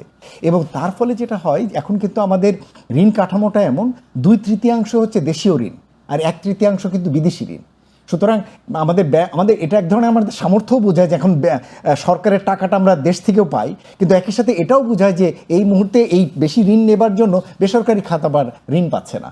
দেখবেন যে এই মুহূর্তে বেসরকারি খাত ইতিহাসের ভিতরে সবচেয়ে কম প্রবৃদ্ধিতে রয়েছে, প্রাইভেট সেক্টর ক্রেডিট গ্রোথ 4.8%, 16 বছরে সবচেয়ে কম। তো এটার একটা কারণ কিন্তু সরকারের ঋণ নেওয়া। এমনকি ব্যবসায়ীরা প্রায়ই বলে যে আমি এলসি খুলতে গেলে ব্যাংকগুলো বলে যে না, এলসি খোলার টাকা নেই তার কাছে। এটা তো একেবারেই অভাবিত যে ব্যাংক মানে ব্যবসায়ীরা এলসি খোলার জন্য তার আমদানি করবেন কাঁচামাল বা অন্য কিছু করবেন, সেটার জন্য তিনি এলসি খুলতে পারছেন না। সুতরাং এরকম একটা জায়গায় আগামী অর্থ বছরে আরও যদি সরকার ব্যাংক ব্যবস্থা থেকে ঋণ নেন, তাহলে কিন্তু ব্যবসায়ীদের জন্য সেটা আরও সংকুচিত হবে, সুদের হার বাড়বে, আবার একই সাথে তারা পাবেনও না ক্রেডিট। এসএমই তো আরও দূরে, বড় ব্যবসায়ীদেরই দেওয়াটাই এখন দুর্লঙ্ঘ হয়ে দাঁড়িয়েছে। একটা যেটা করার আছে এই ক্ষেত্রে সেটা হলো যে ফান্ড ইনজেক্ট করা। আমার ধারণা সরকার ব্যাংক ব্যবস্থা থেকে ঋণ না নিয়ে পারবেন না, মনে হয় ঋণ করতে হবে তাকে, এবং সেটা করবেনও মনে হয়। সুতরাং যেটা করতে পারে, যদি এই ঘাটতির যদি অন্তত প্রাইভেট সেক্টর ক্রেডিটের ক্ষেত্রে যদি কিছুটা স্বস্তি দিতে চান, তাহলে বিদেশে যে লো কস্ট ফান্ডগুলো রয়েছে, বিভিন্ন মাল্টিল্যাটারাল ব্যাংকগুলো আছে, ডেভেলপমেন্ট ব্যাংকগুলো রয়েছে, তাদের মাধ্যমে যদি সেন্ট্রাল ব্যাংকের মাধ্যমে যদি ফান্ড ইনজেক্ট করা যায়। এখন একটা অলরেডি একটা ট্রেন্ড শুরু হয়েছে, সেন্ট্রাল ব্যাংকের মাধ্যমে আমাদের দেশে বিদেশি ঋণ ঢুকছে। আবার অনেক সময় ক্লায়েন্ট টু ক্লায়েন্ট বড় ব্যাংকগুলো, বাইরের ইন্টারন্যাশনাল কমার্শিয়াল ব্যাংকগুলো এখানকার বড় বড় যারা কংগ্লোমেরেট তাদের সাথে ডাইরেক্টলিও কিন্তু ব্যবসা করছে। সুতরাং ওই ধরনের ফান্ডকে যদি আরও ইনজেক্ট করা যায়, যেটা দরকার আমাদের, পার্টিকুলারলি এসএমইর জন্য দরকার হবে। যদি আদতেই চাই যে আমরা এসএমইর জন্য ঋণ দিতে, এই ব্যাংকের উপর যদি নির্ভর করতে চাই, তাহলে আগামী অর্থ বছরে আসলে এসএমইর জন্য তেমন কিছু থাকবে বলে মনে হয় না। সুতরাং এই জন্য প্রয়োজন হলো বাইরে থেকে যদি ফান্ড ইনজেক্ট করা যায়, লো কস্ট ফান্ড যতটুকু করা যায়। একটা দিক দিয়ে একটা বাজেটে দেখলাম, সেটা হচ্ছে যে 40,000 কোটি টাকার একটা প্যাকেজ রেখেছেন এই সরকার। তার ভিতরে সম্ভবত এসএমইর জন্য রাখা আছে 5,000 কোটি টাকার একটা রিভলভিং ফান্ড রাখা আছে। দেখবার বিষয় হচ্ছে সেই কত। এক্ষেত্রে একটা আমার অতীত অভিজ্ঞতা বলে, ব্যাংকগুলো যখন এসএমই সাজায়, তারা ট্র্যাডিশনালি যারা জেনুইন এসএমই, সেই জেনুইন এসএমইকে বাদ দিয়ে তারা বড় বড় কোম্পানিগুলোর ছোট এসএমইকে তারা ঋণ দিতে স্বস্তি বোধ করেন। এ আবার আর এক জিনিস, কেননা তাকে ধরতে পারবেন এবং মিডিয়ামগুলো পায়। ফলে এই যে একটা আরেকটা যে এসএমই যে আদতেই এসএমইর কাছে পৌঁছানো যে কত কঠিন, সেটাও কিন্তু এখানে একটা দেখবার বিষয়। একটা ভালো লেগেছে এইবারের বাজেট ডকুমেন্টের ভিতরে, আমি জানি না করতে পারবেন কিনা, বেশ বড় একটা বলছেন যে বিকেন্দ্রায়ন, ব্যবসা বিকেন্দ্রায়নের একটা বড় চ্যাপ্টার রেখেছেন, এবং সেখানে কি করতে চান। যেমন একটা হচ্ছে টাইম বাউন্ড ওয়েতে সমস্ত লাইসেন্স রেজিস্ট্রেশন এগুলো কমপ্লিট করতে চান, এবং বলেছেন 7 দিনের ভিতরে সম্ভবত ট্রেড লাইসেন্স দেবেন। খুবই ভালো। এর আগেও কিন্তু এরকম কয়েকবার বলা হয়েছিল, এবং আইনও আছে, কিন্তু আপনাকে ঘোষণা দিতে হবে যে এই কয়েকদিনের ভিতরে আপনি ওই যেটাকে আমরা ওয়ান স্টপ সার্ভিস, ওএসএস, ওটাতে কিন্তু লিগ্যালি করা আছে যে এই সময়ের ভিতরে আপনাকে দিতে হবে। যদি কোনো পক্ষের আপত্তি না থাকে সেটা সে জানাবেন, যদি না জানে ধরে নিতে হবে যে তার আপত্তি নেই, এভাবে করে তার লাইসেন্সটা দিয়ে দিতে হবে। কিন্তু সেটা এখনও কার্যকর হয় নাই, কিন্তু সরকার চাচ্ছেন যে সেটি করবে। আমরা দেখতে চাই সেটি করতে পারেন কিনা। প্লাস ডিজিটালি সব কিছু করতে চান, হুইচ ইজ অলসো গুড। যে কারণে একটা কোম্পানি বারবার লাইসেন্স খুলেন, রিনিউয়াল করেন, তার এক্সটেনশন নেন, প্রতিবারই দেখা যায় ওই একই ডকুমেন্ট জমা দিতে হচ্ছে বারবারই। কিন্তু এটা যদি একটা ডেটাবেস, সেন্ট্রাল ডেটাবেসে থাকে, অথবা বিডার আন্ডারে যদি এই জিনিসগুলোকে রাখা যায়, খুব সহজেই কিন্তু এই জিনিসগুলো যে কোনো অথরিটি সেটা দেখে নিতে পারে। কিন্তু সেটাতে যেতে চায় না, আবার পাঠান, আবার আসেন। কারণ ওই যেটা বলছিলেন যে ফেস টু ফেস হলে তাদের একটু উপকার আছে, সুতরাং সেই ফেস টু ফেসে তারা যেতে চায়, ডিজিটালে যেতে চায় না। আরেকটা বলছে যে ডিজিটাল পেমেন্ট সিস্টেমেও তারা যেতে চায়, which is also a good sign. যে সুতরাং এই জিনিসগুলো যদি করে, মানে একদিকে সে কর ছাড় দিচ্ছে, শুল্ক ছাড় দিচ্ছে, সেটা বাজেট ফিসক্যাল মেজার্স, আর একটা হচ্ছে নন ফিসক্যাল মেজার্স, যেমন এই যে ব্যবসা সহায়ক পরিবেশের জন্য যেগুলো করা, এটা যদি করতে পারে তাহলে আমার ধারণা যে ব্যবসার ক্ষেত্রে কিছুটা হলে গুণগত পরিবর্তন আশা করা যায়। আমরা আশা করতে চাই, কারণ নানাভাবে নিশ্চয়ই তারা চেষ্টা করছে যে শুধু তারাও তো জানে যে বড় বাজেট দেওয়া মানে আমাকে তো কোনো না কোনো, আমার যদি 10% হলেও তো উন্নয়নটা লাগবে, সেটা বিনিয়োগের ক্ষেত্রে হোক, ব্যবসার ক্ষেত্রে হোক, যাই হোক। আব্দুল নূর তুষার, আমরা স্বাস্থ্য খাত নিয়ে কথা বলছিলাম আপনার সাথে, কিন্তু এই মজমের কথার সূত্র ধরে এই কথাটা আমরা একটা শেষ করে নেই, গোলাম মজমের সূত্র ধরে, সেটা হচ্ছে ব্যাংকিং খাতে ঋণ সরকার নিতেই হবে তাকে, যে করে হোক। আমাদের ব্যাংকিংগুলোর যে অবস্থা এখন, অনেকগুলি ব্যাংক থেকে গ্রাহকরাই টাকা তুলতে পারে না। ইসলামী ব্যাংক নিয়ে যা কিছু শুরু হয়েছে সেটা থেকে একটা ডিজাস্টার অবস্থা, এবং 1 লাখ কোটি টাকার বেশি, প্রায় 1,12,000 কোটি টাকার মতো শুধু ব্যাংক ব্যবস্থা থেকে সরকার ঋণ নিতে চায়। এই সময় আমাদের ব্যাংকিং খাতের এই অবস্থার মধ্যে আবার যদি সরকারও ঋণ নেয়, তাহলে আসলে খাতটা কি হবে আপনার কি মনে হয়? সরকার ঋণ নিলে একটা সুবিধা আছে, সরকার তো ঋণ পরিশোধ করে। ব্যাংকিং খাতের এই দুরবস্থা তো সরকার বানায় নেই, মানে সরকারের তদারকিতে সরকারের গুন্ডা পান্ডারা এটা লুট করেছিল।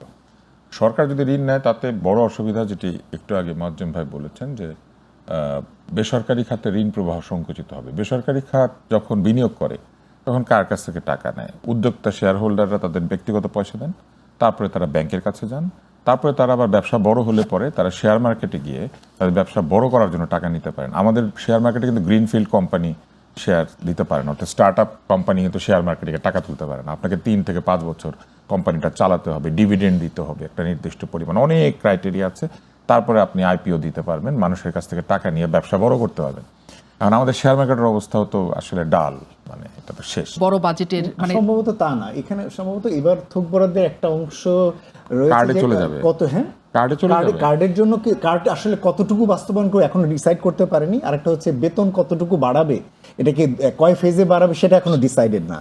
সুতরাং যদি 2 কিন্তু ফেজ বেতনের হয় তাহলে আরো বেশি টাকা বেতনের লাগবে। জন্য তো 35,000 কোটি টাকা সেটা তো হলো একটা ভাগ, কিন্তু তার তো টোটাল টার্গেট হচ্ছে আরো 1 আছে। লক্ষ, আরো আছে। আরো 3টা আছে, ফেজে, 3টা না 4টা ফেজে ফলে যেন করবে। কতটুকু এই জন্য মনে হয় থোকে রেখে দিয়েছে যদি মুশকিলটা প্রেশারটা দেখেন, হয়। এখন মুশকিলটা দেখেন, যারা কর আদায় করে তারা নিজেদের পিছনে সে করের টাকা ব্যয় করে দিবে, অর্থাৎ সরকারের পরিচালন ব্যয় হচ্ছে সবচেয়ে বড় খরচ। হ্যাঁ। তার মানে আপনি আমাদের কাছে কর নিয়ে আপনার কর্মকর্তা কর্মচারীদেরকে পালবেন, বেতন দিবেন। তাহলে তো কোনো কাজ হলো না। বেসরকারি খাত বিরাট অঙ্কের কর জেনারেট করবে, সেই বিরাট অঙ্কের কর জেনারেট করে সরকারকে তারা প্রতিপালন করবে, কিন্তু হওয়ার কথা তো উল্টা। মুক্তবাজার অর্থনীতিতে সরকারের সাইজ ছোট হওয়ার কথা ছিল, আর বেসরকারি খাতের সাইজ বড় হওয়ার কথা ছিল। দিনকে দিন আমাদের সরকারের সাইজ বড় হচ্ছে আর বেসরকারি খাত সংকুচিত হচ্ছে। আরেকটা মজার বিষয় হচ্ছে সেমিকন্ডাক্টর শিল্পে কর তুলে দেওয়া হয়েছে। সেমিকন্ডাক্টর বাংলাদেশে এখনো বানায় না, কিন্তু কিছুই হয় না। তাহলে এইটা কর তুলে দিল, এই বছর সেই কর না দেওয়ার সুবিধা তো কেউ পাবে না। ডিবিএল কোম্পানির একটা সেমিকন্ডাক্টর নাকি একটা ইন্ডাস্ট্রি আছে, অতি সামান্য, মানে ওইটা দেখে মানুষ আগ্রহী হবে, এখন থেকে করবে। সেমিকন্ডাক্টর খাতে যে বিনিয়োগ, এটা বিদেশি বিনিয়োগ ছাড়া বাংলাদেশের কোম্পানিগুলির পক্ষে সেমিকন্ডাক্টর, বড় ধরনের সেমিকন্ডাক্টর কোম্পানি করা সোজা না। সেমিকন্ডাক্টর কোম্পানির অসম্ভব বিনিয়োগ, অনেক কেন টাকা মনে হয়, লাগে। তাহলে আপনার কেন মনে হয়েছে যে কেন সেটা তুলে নিয়েছে, মানে কি তুলে নিয়েছে, মানুষকে উৎসাহ দেওয়ার চেষ্টা করছে, উৎসাহ একটা দেওয়ার চেষ্টা কোম্পানি করেছে। সুবিধা পাবে, যে ডিবিএল এর কথা বললেন না, বা ধরেন 1-2টা কোম্পানি সুবিধা পাবে। কিন্তু নতুন করে কর সুবিধা তুলে নেওয়ার কারণে এই বছর সেমিকন্ডাক্টর কোম্পানি তৈরি করার জন্য লোকজন ঝাঁপিয়ে পড়বে, ব্যাপারটা নাও হতে পারে। মানে এটা হওয়ার সম্ভাবনা কম আর কি। তো তার চেয়ে বরং আমার কাছে আরেকটা ব্যাপার রয়েছে, আমদানিকৃত কীটনাশকের উপরে কর কমিয়ে দিয়েছে। বাংলাদেশে কীটনাশক তৈরি করলে কর কমাবে, বাংলাদেশে কীটনাশক তৈরি হবে না। আপনি আমদানিকৃত কীটনাশক আনলে পরে, আপনি এখনো জানেন কিনা জানি না, বাংলাদেশে কীটনাশক তৈরি হলে সেটা খরচ বাড়ে, আর বিদেশ থেকে আমদানি করলে সেটা খরচ কম। এখন আমদানিকৃত কীটনাশকের খরচ কমিয়ে দিয়ে আরও কমবে। আরেকটা বিষয় হচ্ছে খেজুরের দাম কমবে, মধুর দাম বাড়বে। খেজুরের মধ্যে একই দেশ থেকে আসে, ধরেন সৌদি আরব থেকে আসে। খেজুরের দাম কমানোর কারণটা কি? বাংলাদেশের লোকের খাবার কি খেজুর? খেজুরের দাম কমানোর কোনো যুক্তি নাই। হ্যাঁ, এটার দাম বরং বাড়ানোই উচিত আমার কাছে মনে হয়। খেজুর একটা বিলাসী পণ্য, খেজুর কিন্তু আমাদের খাবার না। মধুর দাম হ্যাঁ, মধুর দাম বাড়বে, বিদেশি মধুর দাম বাড়বে। এটা কি আপনি ঠিক মনে হয় কিনা? বিদেশি মধু না, না, খান। না, না, আপনি- হ্যাঁ, কিন্তু আমার কাছে ব্যাপারটা খুব অবাক মনে হচ্ছে আর কি, যে আপনি একই বিদেশ থেকে দুইটাই আসে, একটার দাম কমবে, একটার দাম বাড়বে। মানে একটা অস্ট্রেলিয়া থেকে আসে দেখে মনে হয় ভালো না, আর একটা সৌদি আরব থেকে আসে বলে ভালো। আমার কাছে মনে হয়েছে এগুলার ক্ষেত্রে একটু চিন্তা করা উচিত ছিল। এটা আমি সাধারণ লোক থাকেন, আমি ওইভাবে চিন্তা করছি। আরেকটা বিষয় কি জানেন, হাসপাতালে আমি বা স্বাস্থ্য খাতে আমি ব্যয় বরাদ্দ বাড়ালাম। স্বাস্থ্যমন্ত্রী বলেছেন এরই মধ্যে যে তারা 50 বেডের হাসপাতালগুলিকে 100 বেড বানিয়ে ফেলবেন। 100 বেড বানালে যে ওনারা ডাক্তার নিয়োগ দেবেন কোত্থেকে? এই বছরে কি তারা ডাক্তার নিয়োগ দিয়ে শেষ করতে পারবেন? বা এই বছরের মধ্যে এই কাণ্ডটা ঘটবে? তাহলে বিনিয়োগ বাড়িয়ে দিয়ে এক আপনি, বছরের মধ্যে ডাক্তার নিয়োগ করা সম্ভব না। না সম্ভব না আসলে। বিসিএস এর মাধ্যমে সরকার ডাক্তার নিয়োগ করেন, বিসিএস পরীক্ষা এত দ্রুত শেষ হয় না, মানে এই নিয়োগ শেষ করতে করতে। আউটসোর্সিং করলো বা কোনো একটা এবার মাধ্যমে আসেন, করলো। আরেকটা মজার বিষয় রয়েছে, সরকার গরিবদের জন্য অনেক কিছু করছেন না, কিন্তু আমাদের এই পুরা স্বাস্থ্য ব্যবস্থা না, শুধু পুরা সরকারি ব্যবস্থায় এই আউটসোর্স বলে একদল কর্মীকে এই বিদেশিদের পরামর্শ শুনে আমরা নিয়োগ করেছি। তারা কারা? যারা ঝাড়ু দেয়, যারা দারোয়ান, যারা একদম নিম্ন কাজগুলি করে, এরা সব আউটসোর্সড হয়েছেন। এই আউটসোর্সিংটা একটা দুর্নীতির মতো ব্যবহৃত হয়। এলাকা ভিত্তিক আউটসোর্সিং হওয়ার সময় এলাকার এমপি বা যারা রাজনৈতিক পান্ডাগুন্ডা, তারা এই আউটসোর্সড যে লিস্টটা থাকে কর্মীদের, সেখানে তাদের নিজেদের লোকদের নাম ঢুকিয়ে দেন। ধরেন 13 জন আউটসোর্স কর্মী আছে, তার মধ্যে 3 জন কাজ করে আর 8 জন হচ্ছে বেতন তুলে নিয়ে যায়। তারা ওই এলাকার রাজনৈতিক লোকটার পিছনে পিছনে ঘুরে, ধরেন উপজেলা চেয়ারম্যানের পিছনে ঘুরে তার লোক, অথবা এমপির লোক, অমুকের লোক, তমুকের লোক। আমি মনে করি যে বেশি চাকরির নিরাপত্তা কার দরকার? চাকরির নিরাপত্তা বেশি দরকার হচ্ছে দরিদ্র মানুষদের। যে লোকটা ঝাড়ু দেয় তার, যে লোকটা পরিষ্কার করে তার, যে লোকটা মালি তার, কারণ ওর কাজটা ওইখানেই আছে এবং ওইখানেই কাজটা করে। এই আউটসোর্সিং এর নামে মাঝখানে একটা আউটসোর্স করে এরকম কোম্পানি তৈরি করা হচ্ছে। এরা হচ্ছে ওই জনসভায় লোক সাপ্লাই দেওয়ার যে একটা দালালি ব্যাপার ছিল, একই যে ঘটনা। আপনি সরকারকে লোক সাপ্লাই দিয়ে 10-12 জন কিন্তু লোককে, ডাক্তার তো আসলে কি সাপ্লাই দেওয়া যায় আসলে? না ডাক্তার না, ডাক্তার আউটসোর্স হয় না তো, আমি সেটা বলছি। চুক্তিভিত্তিক নিয়োগের ডাক্তার মাধ্যমে কি আউটসোর্স সম্ভব হয় না, সেটা? চুক্তিভিত্তিক নিয়োগে ডাক্তারের হয় না। এই চুক্তিভিত্তিক নিয়োগটা হচ্ছে নিম্ন পর্যায়ে। আমি মনে করি এই সমস্ত যারা আছেন এদেরকে চাকরি দেওয়া উচিত এবং এদেরকে চাকরির নিরাপত্তা দেওয়া উচিত। এবং এরা কিন্তু আসলে দুইভাবে শোষিত হয়। একটা হচ্ছে এরা চাকরিটা পায় না, সরকারও লস করে, কারণ 13 জন আউটসোর্স কর্মী, 16 জন আউটসোর্স কর্মীর মধ্যে 4 জন কাজ করে আর বাকিরা ওই যে এলাকার প্রভাবশালী লোকের আত্মীয়, এবং ডাক্তার প্রেরিত হয়েছে এটার জন্য। এলাকাতে যে আউটসোর্সিং করে যে কর্মী পাওয়ার কথা সেটা নাই বলে উনি যখন তাদেরকে ডেকে পাঠিয়েছেন, যেহেতু তারা শক্তিশালী লোকের মানে শালা শালি, তারা এসে ডাক্তারকে পিটিয়েছে। কেন আপনি আউটসোর্সের লোক খুঁজতে যান? আমরা কাজ করব না, আমরা বেতন নিব, টাকা তুলে নিয়ে যাব। এই জন্য আমি মনে করি যে এই সরকারের যে মাঝখানে মধ্যস্বত্বভোগী আউটসোর্স করে যে কোম্পানি নিয়োগ দিয়ে বা আউটসোর্স সরাসরি আউটসোর্স করে এইভাবে নিয়োগ না করে গরিব লোকদের চাকরির ব্যবস্থাটা বেশি করা দরকার। তাদের চাকরি পার্মানেন্ট হওয়া বেশি দরকার, তাই না? যে লোকটা ডাক্তার, সেই লোকটা যদি কালকে চাকরি চলে যায়, সে ডাক্তারি করতে পারে, আরেকটা জায়গায় গিয়ে প্রাইভেট প্র্যাকটিস করতে পারে। যে লোকটা ঝাড়ু দেয় সরকারের ওইখানে, সেই লোকটা কিন্তু বের হয়ে গেলেই ওইরকম হাসপাতালে কাজ করতে পারবে না। এই এই এই জায়গাগুলো তো বাজেটে রাখার চেষ্টা করা হয়েছে আমরা যতদূর জানি। তারপরেও এই যে আপনি যেগুলো ঘাটতির কথা বলছেন, যে এদিক দিয়ে দুর্নীতি ঢুকে বা ওদিক দিয়ে ক্ষমতাবানদের লোকজন ঢুকে, এগুলোর তো গ্যাপ সারা বছরই ওই যে থোকের দিয়ে ওগুলো ঢুকবে, ওগুলি দিয়ে ঢুকবে। গোলাম মরওয়ার রনি একটা কথা বলছিলেন যে এই বাজেটে আপনি বলছিলেন যে পেটে খেলে পিঠে সইবে, কিন্তু পেটে খাওয়ার মতো অবস্থা সরকার রাখে নাই। এমপি রাজনীতিবিদদের ক্ষেত্রে আপনি এই কথাটা বলছিলেন যে তাদের ক্ষেত্রে বরাদ্দ, এডিপি কমে যাওয়া, তারপর নানা ধরনের প্রকল্প না থাকা, এই কারণে তারা সরকারকে এক ধরনের বিপদে ফেলে দিবে আপনি বলছিলেন, যে নিজে যদি না পেতে পারে, মানে তারা নিজেদের সরকারকে নিজেরা বিপদে ফেলবে। বিশ্বু মায়ের পেট থেকে বের হয়, যখন বের হয় তা সে মায়ের নাড়ি ভুড়ি খায়।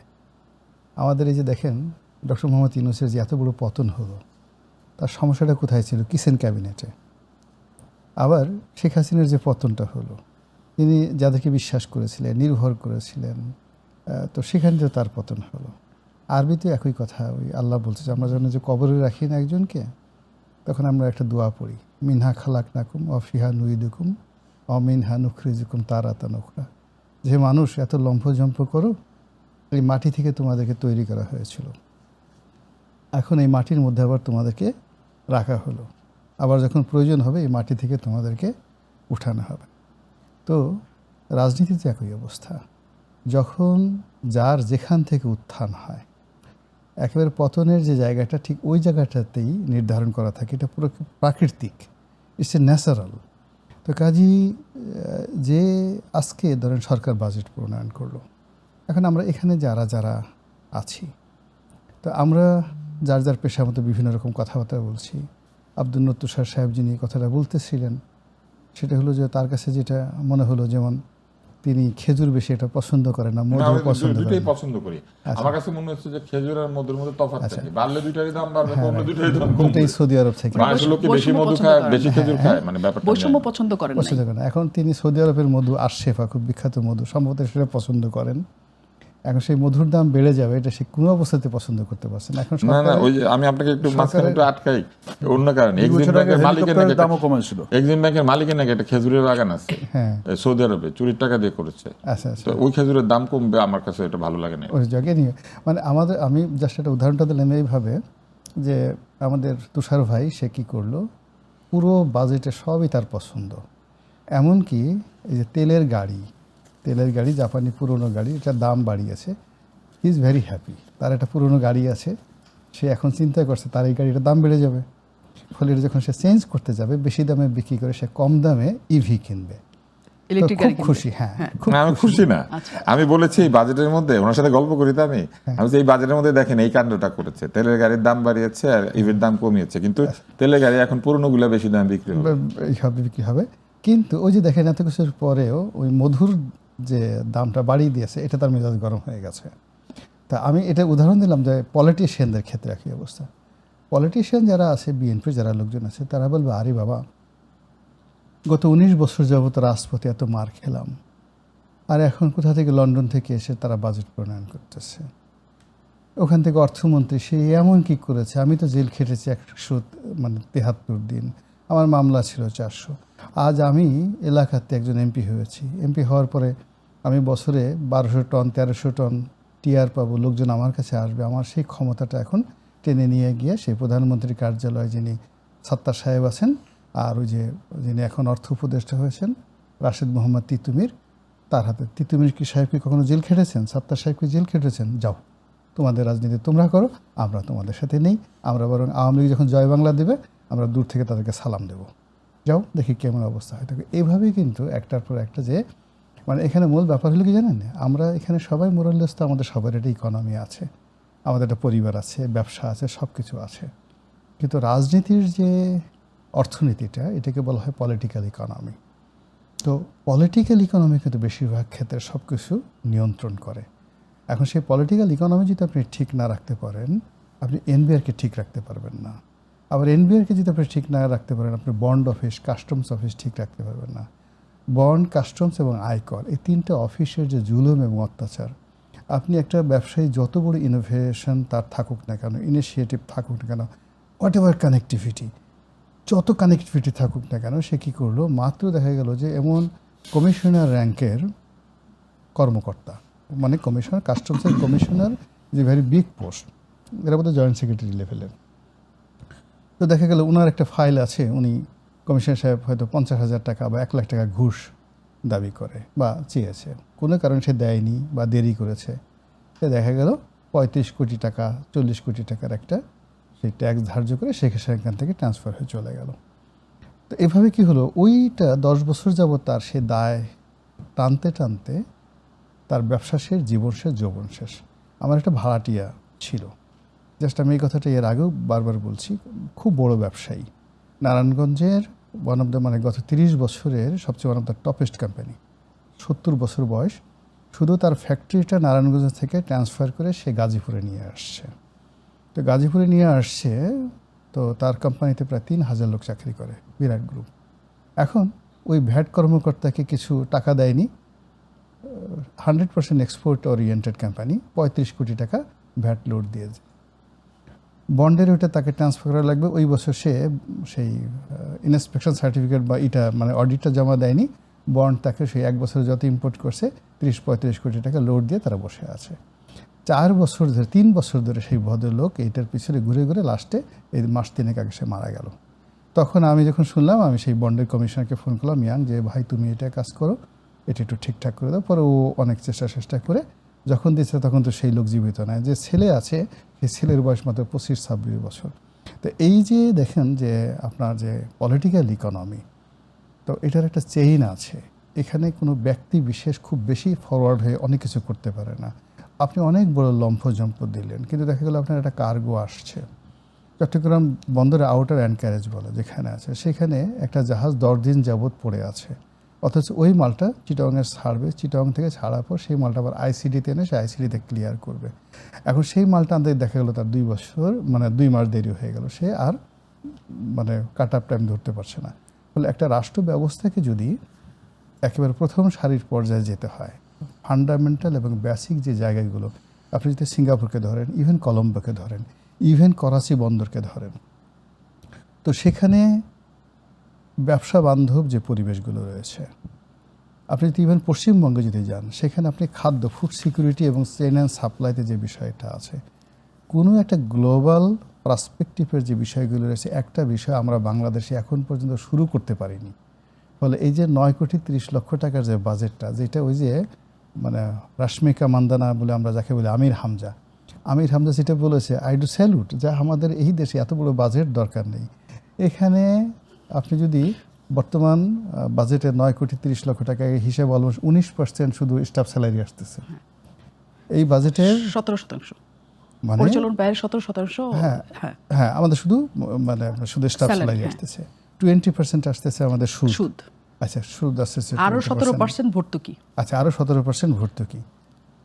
তাহলে এই টাকাটা কোত্থেকে আসতেছে? আর এডিবি যদি আপনি 3 লক্ষ কোটি টাকা এডিবি ধরেন, আর 3,30,000 বোধহয় এডিবি নোট ডেভেলপ, আর থোক বরাদ্দ কত, 70,000 কোটি বা 60,000 কোটি টাকা, 4 লক্ষ কোটি টাকা। মানে আপনি অ্যাজ এ হোল যদি সবগুলো দেখেন, সব কিছু একটা বোগাসবো না। এখানে জনকল্যাণ কোথায়? এখানে মানুষের মুক্তি কোথায়? এখানে আনন্দ কোথায়? এখানে বিনোদন কোথায়? এবং এই যে মানুষ যে স্বতঃস্ফূর্তভাবে আমি ট্যাক্স দেব, আমি যখন ব্যবসা শুরু করলাম ইন 1991, এই জায়গাটাতে আমি 1991-এ আপনি থামাইতে চাই। আমার প্রযোজক অনেকক্ষণ বলছে আমার একটা বিরতির সময় হয়েছে, আমি গোলাম মোরানের কাছে ফিরবো। আপনি যে বলছেন যে জনগণ কোথায় এই বাজেটে, আমরা তো পুরোটাই জনগণকে দেখছি। এই কারণে আমরা কি জনগণের জন্য বাজেট কিনা সেই প্রশ্নটা আপনাদের কাছে করেছি। কারণ হচ্ছে কার্ডগুলো যে বরাদ্দ, থোক বরাদ্দর যে অংশ, স্বাস্থ্য খাতের যে এত বৃদ্ধি, শিক্ষা খাতে সর্বোচ্চ বরাদ্দ, যা কিছু জনগণের কল্যাণে রাখে সেই খাতগুলোতে আমরা বেশি বরাদ্দ দেখেছি, তারপরও কেন আপনাদের এই কথা মনে হচ্ছে? আমাদের কাছে রেজাউর রহমান আছেন, তিনি ডিসিসিআর সাবেক সভাপতি, ব্যবসায়িক নেতা ছিলেন, যেহেতু এখনো ব্যবসা করেন, তারা আসলে দেশের অনেকখানি অর্থনৈতিক খাতে অর্থ সংস্থানের ক্ষেত্রে আমাদের কাজ করেন। কিন্তু বেশিরভাগ মানুষই আমরা মনে করি ব্যবসায়ীরা মানেই কি বলবো, এটা কষাই টাইপের, তারা সব কিছুর দাম বাড়ায় সবসময়, কোনো কারণ ছাড়াই আমাদের অত্যাচার টাকা করে। পাচার করে। হ্যাঁ, এবং এইটাতে মূল্যস্ফীতির ঘটনা হচ্ছে, আপনি খুব রেগে যাচ্ছেন আমার মনে হচ্ছে, কিন্তু এটা ফ্যাক্ট, জনগণ বলে। মনে করেন 7%, 7.5% মূল্যস্ফীতি রাখতে চাই সরকার, আমরা এখনো 9% আছি। এবং গত 4 বছর যাবত আমরা একটা রেড অ্যালার্টের মধ্যে আছি ওয়ার্ল্ড ওয়াইড, যে বাংলাদেশের হচ্ছে সর্বোচ্চ। এখন এই সর্বোচ্চর মধ্যে যে বাজেটটা, আপনি নিশ্চয়ই পুরোটা বাজেটই আপনার পড়া হয়েছে মোটামুটি, এই বাজেটের মধ্যে থেকে এবং এই পরিস্থিতির মধ্যে থেকে 7.5%-এর মধ্যে অন্তত খাদ্য খাতের মূল্যস্ফীতি রাখা কি সম্ভব হবে? আমি একটু ভিন্ন প্রসঙ্গ দিয়ে শুরু করি। আমরা যে বলি জাদুঘর বা জাদুকর, ম্যাজিশিয়ান তো আসলে ম্যাজিক করে না, সে কিন্তু আমাদের চোখকে ফাঁকি দেয়। অপটিক্যাল ইলিউশন, যে একটু আগে আলোচনা করলেন দুজন বিজ্ঞ আলোচক, এই খেজুরের দাম কমলো, এগুলো হলো অপটিক্যাল ইলিউশন। 2 বছর আগে আমাদেরকে আরেকটা দেখে চলে, হেলিকপ্টারের দাম কমেছে। এটা তো makes a lot of difference to the people. হেলিকপ্টারের দাম বাড়লো না কমলো, তাই না? এবারও 10 লাখ টাকার বিষয় আছে। নোবেল হেলিকপ্টার আরো অনেক থাকলে কিছু আছে। আপনাকে ভাড়া বেড়েছে, হেলিকপ্টার ভাড়া থাকলে বেড়েছে। আপনাকে 10 লাখ টাকা অগ্রিম আয়কর দিতে হবে। না না, নোবেল এখন পুরস্কার ওইটা পেলে হয়তো ট্যাক্স এটা দিতে হবে না। কিছু নোবেল লোকের পুরস্কার লাভ হয়েছে। লাগে না। বিগত কারণ উনি তো এমনি দাঁড়িয়ে অন্তর্বর্তী ম্যাজিক সরকার থেকে দেখিয়েছেন। তা এই অপটিক্যাল ইলিউশনগুলো দিয়ে আমাদেরকে অনেক কিছু। যখন আপনি বাজেট, আপনার মূল প্রশ্ন আজকের সাবজেক্টই হচ্ছে বাজেট কি জনগণের কিনা। আপনিও তো জনগণের অংশ। অবশ্যই। আপনি একটা হলো যে আপনার মানে জনতার যে একদম মানে মাস পপুলেশন, তাদেরকে আপনি প্রান্তিকভাবে কিভাবে পৌঁছাতে পারছেন সেটা আপনি দেখবেন। আপনি আপনার ভ্যাট কিভাবে আদায় করবেন। ভ্যাট দিয়ে রাষ্ট্র চলে, ইনকাম ট্যাক্স দিয়ে রাষ্ট্র চলে না, কিন্তু এটা মনে হয় এনবিআর জানে না। ওনারা ইনকাম ট্যাক্সের উপরে বেশি ফোকাসটা করে। বিকজ ভ্যাট কালেকশনটা তো আপনি 17 কোটি মানুষের থেকে পাবেন। সারা জীবন এনবিআর থেকে শুনে আসছি কত 70 লাখ টিনধারী, ট্যাক্স দেয় কিন্তু 26 লাখ। টিনধারী তো অনেকেই আছে, যার ক্রেডিট কার্ড আছে তার টিন আছে, যার অমুক সেবা নেয় তার টিন আছে, সেটা ট্যাক্স তো সে দেয় না। তো ট্যাক্স পেইং সিটিজেন কয়জন আছেন? তো এরাই কিন্তু 17 কোটি লোকের বোঝাটা ক্যারি করছে। এখন আপনি এটা সম্ভব কিনা, আপনার যে মূল প্রশ্নটা, এত ঝামেলার মধ্যে ইচ্ছা থাকলে উপায় হয়। এখন ইন্টারেস্টিংলি আজকে বহু বছর পরে, কয়েক দশক পরে আমরা একটা অর্থমন্ত্রী পেয়েছি যিনি অলসো আমাদের পরিকল্পনা মন্ত্রী। তাহলে আমি একটু আসি বার্ষিক উন্নয়ন কর্মসূচিতে, যেটা নিয়ে আসলে আমাদের একটু কথাবার্তা হচ্ছে না। তো প্রতি বছর, correct me if I am wrong মজেম ভাই, প্রতি বছরের এপ্রিল মাস পর্যন্ত দেখা যায় আমাদের 50 থেকে 60% বাজেট বাস্তবায়ন হয়। আবার জুন মাসে দেখা যায় এটা 100% হয়ে গেছে। এটা তো মানে ডামিসা কথা, যেটা আমরা এক বাক্যে বলি, এটা তো হয় না, এটা দেখাই তাই হয়ে গেছে। তা আপনি যখন প্রতি বছর দেখছেন যে আপনি বাজেটটাকে ইউটিলাইজ করতে পারছেন না, এটা কি হয়? এটা দিয়ে আপনার বিভিন্ন এমপিদের কাছে যায়, এখানে যায়, মেগা প্রযোজক হবে, এই হবে সেই হবে, আপনি তো সেটা বাস্তবায়ন করতে পারছেন না। ওটা বাস্তবায়ন করতে পারছেন না তখন কিভাবে বাস্তবায়ন করলেন? 5,000 টাকার বালিশের আপনি 50,000 টাকা করে দিলেন, হ্যাঁ, এটা এইভাবে বাড়ায় দিলেন। Again there may be other reasons behind it, but that's not the point. The point is আপনি এটাকে ইমপ্লিমেন্ট করতে পারছেন না। আপনি যখনই একটা ইমপ্লিমেন্টেশনে ঘাটতি থাকে, let's consider Bangladesh as a business house, হ্যাঁ, আমি কোম্পানির সিইও, আমার এই খাতের বাজেটটা আমার অলওয়েজ আন্ডার ইউটিলাইজড হচ্ছে। তা আমি যখন নেক্সট বাজেট করবো, এটাকে আমি কাট করবো না? আমি তো ইউটিলাইজ করতে পারছি না।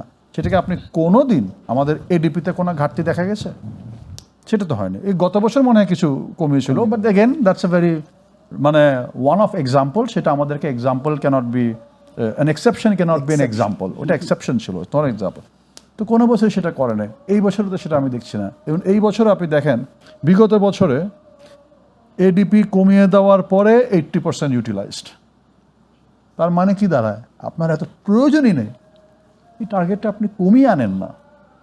একটা বছর যদি কোনো একটা অর্থমন্ত্রী, ধরেন এটা ফুল প্রো ব্যবসা বান্ধব বা ফুল জনবান্ধব যে কোনো বাজেট যদি অ্যাচিভ করতে পারে, ওই অর্থমন্ত্রী তো হিরো। এই কথাটা কি আমি আপনার কাছ থেকে একটু রেজাউর রহমান নিয়ে আমি একটু উত্তরটা গোলাম মোয়াজ্জেমের কাছে জানতে চাই, যে ওই প্রশ্নটা আপনাকে আমি আগেও করেছিলাম, যে আমরা এতগুলি বাড়তি জিনিস কেন রাখি? আমার বাজেটের আকার যদি ছোট হয়, যে আমি 9,32,000 কোটি টাকার বাজেট দিলাম না, আমি 7 লাখ টাকার বাজেট, 1,000 কোটি টাকার বাজেট দিলাম, তাহলে কি সেটা রাজনৈতিকভাবে সরকার অনেক ছোট হয়ে যায়, এরকম কোনো ধারণা কি কাজ করে? না না না, এখানে আসলে যদি মানে কয়েকটা জায়গায় দেখে, একটা তো হচ্ছে যে আমাদের রেভিনিউ বাজার, একটা হচ্ছে ডেভেলপমেন্ট বাজার। আমার মনে হয় আপনার মাথার মধ্যে ডেভেলপমেন্ট বাজেটটা বেশি ঘুরছে এখন।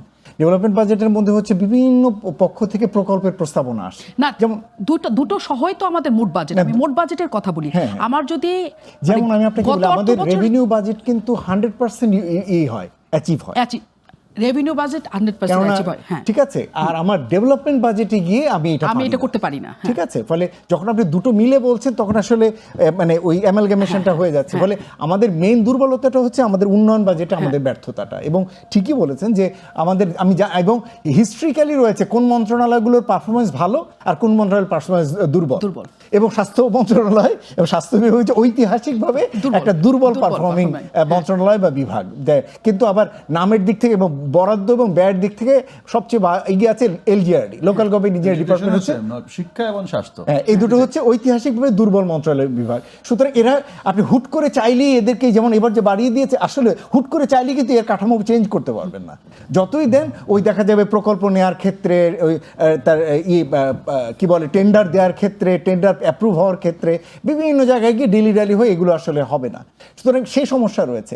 কিন্তু আরেকটা যেটা সমস্যা রয়েছে, যেমন নতুন সরকার এসছে, যেমন এবার প্রায় 72টা প্রকল্প নেওয়া হয়েছে, শুধু 1 লাখ টাকা করে জাস্ট একটা থোক বরাদ্দ দিয়ে রেখে দেওয়া হয়েছে। তার কারণ হচ্ছে কাউকে হয়তো অখুশি করতে চাচ্ছেন না, নিয়ে আসছে ঠিক, অখুশি না করার জন্য বরাদ্দ আছে। আপনি দেখেছেন রাজনীতিবিদ হিসেবে আপনি বলেছেন উনি, কিন্তু সেটাতে উনি খুশি হবেন না, সেটা মানে এটা এক ধরনের ইন্ডোর্সমেন্ট। আচ্ছা, আমার প্রকল্পটা গৃহীত হয়েছে, এলাকাতে গিয়ে উনি বলতে পারবেন যে তোমার এই জায়গার এই রাস্তাটা হবে এই জায়গার, কিন্তু সরকার অ্যাকসেপ্ট করেছে, এখনই হয়তো পুরোটা তুমি পাবা না। এটা একটা সমস্যা। আর একটা সমস্যা হলো এক ধরনের টেন্ডেন্সি রয়েছে প্রকল্পের সময় বাড়ানো। যেমন এবারই আমরা বিশ্লেষণ করে দেখছি যে first time revision, second time revision, third time revision, এবার ফোর্থ টাইম রিভিশনেরও প্রকল্প রয়েছে। আপনি কেন ইমাজিন যে আমাদের অদক্ষতাটা কোন পর্যায়ে, যে আমাদের প্রকল্প পরিচালকরাও জানেন না যে তিনি আসলে এই সময়ের ভিতরে প্রকল্প শেষ করতে পারবেন না। এবং এর ভিতরে কিন্তু নিজস্ব স্বার্থও রয়েছে, আবার কন্ট্রাক্টরেরও স্বার্থ রয়েছে। যত বাড়াবেন ততবারই আপনি বাজেট রিভিশন হবে, ততবারই আপনার কমিশন পাবেন, পার্সেন্টেজ হবে, এবং এই কারণে তারাও চান যে এটা যাতে এক্সটেনশন হোক। এই ধরনের একটা চক্রের ভিতরে আমরা এখানে রয়ে গিয়েছে, যে কারণে আমাদের বাজেট। আরেকটা হচ্ছে এখন নতুন একটা চক্র আগের সরকারের সময় থেকে শুরু হয়েছে, ভেরি ইন্টারেস্টিং। প্রকল্প তৈরি করেন, প্রকল্পের ডিপিপি তৈরি করে দেন কন্ট্রাক্টররা। Can you imagine? আমি একটা ঘটনা বললে এর আগেও চলতো, হ্যাঁ। মানে আমার কাছে এটা কি প্রসিদ্ধ, মানে এটাই হয়ে আসছে? না, এটা সব জায়গায় না। আমি একটা ঘটনা, একবার আমার অফিসে এক সাংবাদিক আসছে, আমি বললাম কোথা থেকে, বললো যে আজকে একনেকের মিটিং ছিল, হয়েছে মিষ্টি খাওয়া হয়েছে। আমি বললাম যে কে মিষ্টি খাওয়ালো? প্রকল্প পাস হয়েছে, এই জন্য মিষ্টি খাওয়ানো হয়েছে। আমি বুঝলাম একনেকে প্রকল্প পাস মিষ্টি খাওয়া মিলাতে পারছি না। বললো কি, যিনি কন্ট্রাক্টর তিনি মিষ্টি খাইয়েছে। আমি বুঝলাম না, একনেকে তো প্রকল্প পাস হয়েছে, এরপরে এটা যাবে প্রকিউরমেন্টে যাবে, বিডিং হবে, টেন্ডার হবে, সেখানে সব পার্টি হবে, টেন্ডারে আপনি কোয়ালিফাই করবেন, এবং যিনি করেছেন তিনি মিষ্টি খাইয়েছেন। Qualify myself. Can you imagine? This is the system বাংলাদেশে হয়ে আছে। সুতরাং আমাদের পাবলিক প্রকিউরমেন্ট সিস্টেমে আপনি চাইলেই যে আপনি কমাবেন তা না, ওইভাবেই আন্ডারস্ট্যান্ডিং এর মাধ্যমে বড় বড় আকারে অপ্রয়োজনীয় ব্যয়, প্রয়োজন নাই সেরকম সাইজের বাজেট দিয়ে এক একটা প্রকল্প তৈরি করা হয়, এবং সেটা ওটা অত বড় বাজেটও দরকার নাই তার। কিন্তু এর আগে যেমন ওই যে পরিকল্পনা মন্ত্রী উপদেষ্টা যিনি ছিলেন বলেছিলেন না, যে অধিকাংশ প্রকল্প আসলে 25 to 30% আসলে বেশি কস্টিং ধরে করা হয় বাংলাদেশে। সুতরাং এমনি এখানে একটা অপচয়, দুর্নীতি আপনি ধরেই নিতে পারেন। এডিপিএ যে 3 লক্ষ কোটি টাকা, আপনি ইজিলি এখান থেকে 1 লক্ষ কোটি টাকা আসলে বের করে নিয়ে আসতে পারতেন যদি আসলে ঠিকভাবে এটা হতো। তার মানে এইটা যে, কিন্তু আমি এবার একটু ডেভিলস অ্যাডভোকেট হই, ভেরি অদ্ভুত একটা কারণ বলি। আপনি যখন ওরকম ভাবে ডিপিপি করবেন, তখন দেখবেন যে আপনি কন্ট্রাক্টরের পাচ্ছেন না, কেউ ওই কন্ট্রাক্ট করতে চাইবে না, কেননা সে জানে আমি যতই স্লিম বাজেট দিয়ে এই প্রকল্প নিব, আমাকে তো সরকারি কর্মকর্তাকে, পুলিশের লোককে, স্থানীয় রাজনীতিবিদ দলের লোককে তো আমাকে টাকা দিতেই হবে। সুতরাং সেও চায় যে একটু ফ্যাট থাকুক। সুতরাং এই ফ্যাটের কালচার আমাদের এখানে খুব পুরনো। কিছু বলতে চাইছিলেন? এখানে প্রকল্পের একটা মজা আছে। প্রকল্পগুলি যখন তৈরি হয়, আপনি দেখবেন এই প্রকল্পে বাইরে থেকে পরিচালক নিয়োগ বা বাইরে থেকে কর্মী নিয়োগের সুযোগ থাকে, কিন্তু এক্সিস্টিং আমলাতন্ত্র থেকে প্রকল্পের পরিচালক চলে যান। উনি ব্যুরোক্র্যাট হিসেবে যে বেতন পেতেন, প্রকল্পে গিয়ে 4 গুণ বেশি বেতন পান। হালাল পথে তিনি বেশি আয় করতে পারেন। এবং যখন তিনি এটা করতে থাকেন প্রকল্পের মেয়াদ বাড়লে তাদের ভালো হয়, কারণ ওই প্রকল্প পরিচালক তখন আরও বেশি দিন ওই বেতনটা পেতে পারেন, অতিরিক্ত বেতন। আপনি মেট্রো রেলের প্রকল্পটা শুধু হিসাব করে দেখেন, মেট্রো রেলের প্রকল্প যখন শেষ হওয়ার কথা ছিল কত দীর্ঘায়িত হয়েছিল এবং কত তার বাজেট বৃদ্ধি হয়েছিল। আমি মনে করি প্রকল্প যদি হয়, প্রকল্প পরিচালক হিসেবে সরকারের সচিবালয় থেকে লোক নিয়োগ দেওয়া বন্ধ করতে হবে। প্রকল্প পরিচালককে সময় দিয়ে দিতে হবে যে আপনি প্রকল্প এত তারিখের মধ্যে শেষ করবেন এবং করতে না পারলে উপযুক্ত ব্যাখ্যা দিবেন, এবং যদি উপযুক্ত ব্যাখ্যা দিতে না পারেন তাহলে আপনি বিদায় হবেন এবং আপনি সেট সময় বিদায় হয়ে যাবেন দরকার হলে। কিন্তু আমাদের দেশে এটার কোনো হিসাব নাই। প্রকল্পর সময় বৃদ্ধি হওয়া মানেই হচ্ছে খরচ বাড়া, মুদ্রাস্ফীতির কবলে পড়া, প্রকল্পকে রিভাইজ করা। এমনকি কোনো কোনো প্রকল্পে এরকম হয় যে প্রযুক্তি দিয়ে প্রকল্প শুরু হয়েছিল প্রকল্প শেষ হওয়ার সময় সেই প্রযুক্তি অবসলিট হয়ে যায়। আমি একসময় সিটি কর্পোরেশনে কিছুদিন কাজ করেছি, একদম আমার জীবনের শুরুতে একটা প্রকল্পে, আমরা বিদেশি প্রকল্পে আমি কাজ করতাম ইউএসএআইডির হয়ে। তখন সিটি কর্পোরেশন, ঢাকা সিটি কর্পোরেশনে কম্পিউটার ঢুকছে, কম্পিউটারের টেন্ডার হয়েছিল 386 বলে একটা ইন্টেলের চিপ ছিল, সেই চিপে। কিন্তু যখন সেই কম্পিউটার সাপ্লাই দেবে ভেন্ডার, তখন বাজারে 386 চিপ পাওয়া যায় না, অলরেডি সেটা অবসলিট হয়ে গিয়েছে। এখন সিটি কর্পোরেশন ওই কম্পিউটার কিনতে পারছে না, কারণ 486 তো তার ওইখানে লেখা নাই, আর ওই লোক দিতে পারছে না কারণ সে তো 386 এর টেন্ডার পেয়েছে। এইরকম হয় এই জিনিসগুলাতে। এইগুলো যতদিন পর্যন্ত বন্ধ না হবে, সরকারের টাকা ওই যে লাগে টাকা দেবে গৌরী সেন, তাই না, ওই অবস্থা হবে, সরকারের টাকা নাই হয়ে যাবে। আমাদের স্বাস্থ্য ব্যবস্থায় আমি আপনাকে একটা উদাহরণ দিই। একবার কি হলো, বাংলাদেশের সমস্ত স্বাস্থ্য বিষয়ক যত কেন্দ্র আছে সেইখানে আল্ট্রাসাউন্ড করার জন্য একটা জেল লাগে, ওই জেল পাঠানো হলো, কিন্তু আল্ট্রাসাউন্ডের মেশিন নাই। কেন? টাকা খরচ করতে হবে, এই জন্য পেটি ভর্তি জেল পাঠিয়েছে এবং সেই জেল পৌঁছে গিয়েছে হাতিয়া, সন্দ্বীপ থেকে শুরু করে সবখানে। এই জেল তো এমন না যে মাথায় দিয়ে আপনি একটু সুন্দর করে সেজে গুজে বাইর হবেন, এই জেল হচ্ছে ওই আল্ট্রাসাউন্ডের জেল, ওয়াটার বেস জেল, সেটা ওখানে। এই জিনিস হয় আমাদের স্বাস্থ্য ব্যবস্থা। তারপর সে জেল কি হলো? কি হয়েছে আমরা জানি না। বাংলাদেশে তো সবচেয়ে ভালো ব্যবসা হচ্ছে অদৃশ্য তেলের আর অদৃশ্য জেলের। আবার বাংলাদেশে আরো একটা মজার ব্যাপার আছে, আপনি আবার রাজনীতি যদি করেন তাহলে একই ঘটনা। রাজনীতিবিদ অবস্থা আপনি অদৃশ্য তেল পাবেন, রাজনীতিতে ক্ষমতায় না থাকলে আপনি আরেকটা জেল আছে সেখানে চলে যাবেন, এটার নাম জেল। গোলাম রনি, তেল জেল রাজনীতিবিদদের জন্য কমন। ও মাই গড, যে কি সিরিয়াস! মানে মানুষ দেখেন, এই তেলের যে এত আকর্ষণ, এখানে যে এত ভালোবাসা। একটা মানুষ দেখা গেল তার জীবনে 5 বছর এমপি হওয়ার জন্য তার 65 বছর 70 বছরের জীবন সে তেনা তেনা করে ফেলে। তা 5 বছরে এমন কি মধু আছে? জাস্ট আমি একটা উদাহরণ দিই আমার নিজে, যেহেতু আমি এমপি ছিলাম আমি এটা বুঝতে পারি। তো ধরেন আসলো একজন তেল মারতেছে যে স্যার, আগে ভাই ভাই বলতো, এমপি হওয়ার পরে হয়তো কেউ কেউ আমার কাছ থেকে কোনো স্বার্থ আদায় করছে, সে এসে আমাকে স্যার বলা শুরু করলো। তো হিউম্যান মাইন্ড, বডি যে কোনো জিনিস প্রশংসা করলেই সেটা খুব অ্যাটেন্টিভ হয়ে যায়। আচ্ছা ঠিক আছে, বসলাম। তারপরে কিছু লোক এসে বলে যে মানে চেয়ারে বসবে না, ইচ্ছে করে পায়ের কাছে এখানে এসে বসবে। তো এরকম যাকে বলে আপনাকে খুশি করার জন্য হাজার হাজার মানুষ। আমাকে একবার শেখ হাসিনার যে বিআই খন্দকার মোশাররফ সাহেব, উনি বলছেন যে আমি পাশাপাশি ছিলাম, ওর সাথে আমার খুব ভালো সম্পর্ক ছিল। তো পিছনে পিছনে ওনাকে ওনার যারা রাজনৈতিক প্রতিদ্বন্দ্বী সবাই খুব গালাগালি করে, অকথ্য ভাষায় গালাগালি করে। এটা বলদা, গাধা কোথাকার, কিচ্ছু বুঝে না, দামরা আসছে ফরিদপুরের রাজনীতি করার জন্য, এই সমস্ত কথা বলে। উনি জানেন এগুলো। তা আমার বলতেছে, রনি এগুলো যখন শুনি না আমার কাছে মনে হয় লাথি ঠাথি মেরা রাজনীতি চলে যাই। কিন্তু যখন আবার ফরিদপুরে আসি 200-300 মোটর সাইকেলে করে পোলাপান এসে যখন বলে যে মোশাররফ ভাই জিন্দাবাদ, তখন তো আর মাথা ঠিক থাকে না। তো এখানে রাজনীতির ভিতরে যে এই যে তেলটা, তেলবাজিটা, জনগণ তেল দেয় পলিটিশিয়ানদেরকে, আমলারা যে কী তেল দেয় আপনি কল্পনাই করতে পারবেন না। আপনি সার্কিট হাউসে যাবেন, মন্ত্রী হয়েছেন, এমপি হয়েছেন, আপনার সব খাবার দাবার ফ্রি। আপনি জেলে যাবেন, আপনার ফার্স্ট ক্লাস ফ্যাসিলিটিস। তারপর শেষে আপনি কোথায় টেলিফোন করবেন, একটা সচিবকে একটা টেলিফোন করবেন হিসেবে, সব এমপিতেও পারে না, যাদের যাদের ধরেন যেটা আমরা হ্যাডম বলি ওইরকম আছে। আরে বাবা, সচিব সাহেব ভয় থলতে করে কাঁপছে। তো এই কাজগুলো করার ফলে না ওর ভিতরে একটা হিরোইজম আসে, সে বারবার এই জিনিসগুলো পেতে চায়। এইটা মনে হয় যে মানুষের যখন যৌবন আসার পর তার ভিতরে যেমন একটা প্রাণবন্ততা থাকে, ওই রকম পলিটিশিয়ান দেখুন না, এই যে অনেক বুড়ো বুড়ো মানুষ বিএনপিতে যারা এখন মন্ত্রী হয়েছেন, এদের অনেকেরই এই ক্ষমতায় আসার ইউনুসের জমানাতে গায়ে শক্তি ছিল না, মনে হয় যেন বুড়া মানুষ আর বাঁচবে না। এখন দেখেন সবার গায়ে নতুন কোট, এবং এদের দেখে মনেই হয় না যে এদের কখনো কোনো অসুখ বিসুখ ছিল। আবার যে আওয়ামী লীগের যেগুলো পালিয়ে গেছে, এদের এখন তাকাই দেখেন অবস্থা দেখে মনে হয় একটা বাঁচবেই না, মনে হয় 2 দিন পরে মরে যাবে, আজরাইল ঘুরতেছে তার এদিক দিয়ে আর কি। কিন্তু কোনো কারণে যদি গণেশ টনেশের দিকে হয়ে যায়, আপনি দেখবেন এমন যে হুঙ্কার দিচ্ছে, এদের হুঙ্কারে রয়্যাল বেঙ্গল টাইগার বলবো যে আমরা আর বাংলাদেশ পার্টে থাকবো না, আমরা ভারতে চলে যাব। তো এরকম তেল আছে, যথেষ্ট তেল আছে, আবার ওই যে জেল আছে সেটাও আছে, এর মধ্যেই রাজনীতির সৌন্দর্য এবং এর মধ্যে পলিটিক্যাল ইকোনমি। সেই পলিটিক্যাল ইকোনমি যে রাজনৈতিক, যেমন আমাদের যে কজন অর্থমন্ত্রী, আমার কাছে সবচেয়ে মনে হয়েছে যে সাইফুর রহমান স্মরণ করার মতো বাংলাদেশের ইতিহাসের একজন ইউনিক অর্থমন্ত্রী। আবার এইবার সেই আমির খসরু মাহমুদ আমার কাছে কেন জানি মনে হচ্ছে যে তিনি ভালো করতে পারেন, যে এখানে আসলে খুব যে চার্টার্ড অ্যাকাউন্ট্যান্ট হতে পারেন, যদি সবচেয়ে ভালো করতে পারতো মেধার দিক থেকে মানে লোটাস কামাল করা উচিত ছিল। একজন খুব সাকসেসফুল বিজনেসম্যান, এডুকেশনের ঢাকা বিশ্ববিদ্যালয়ের হাইয়েস্ট মানে যাকে বলে, কিন্তু তার সময় আমরা খুবই দুর্ভোগে পড়েছিলাম তার তাকে মধ্যে, নিয়ে। কিন্তু তিনি ভালো করতে পারেননি।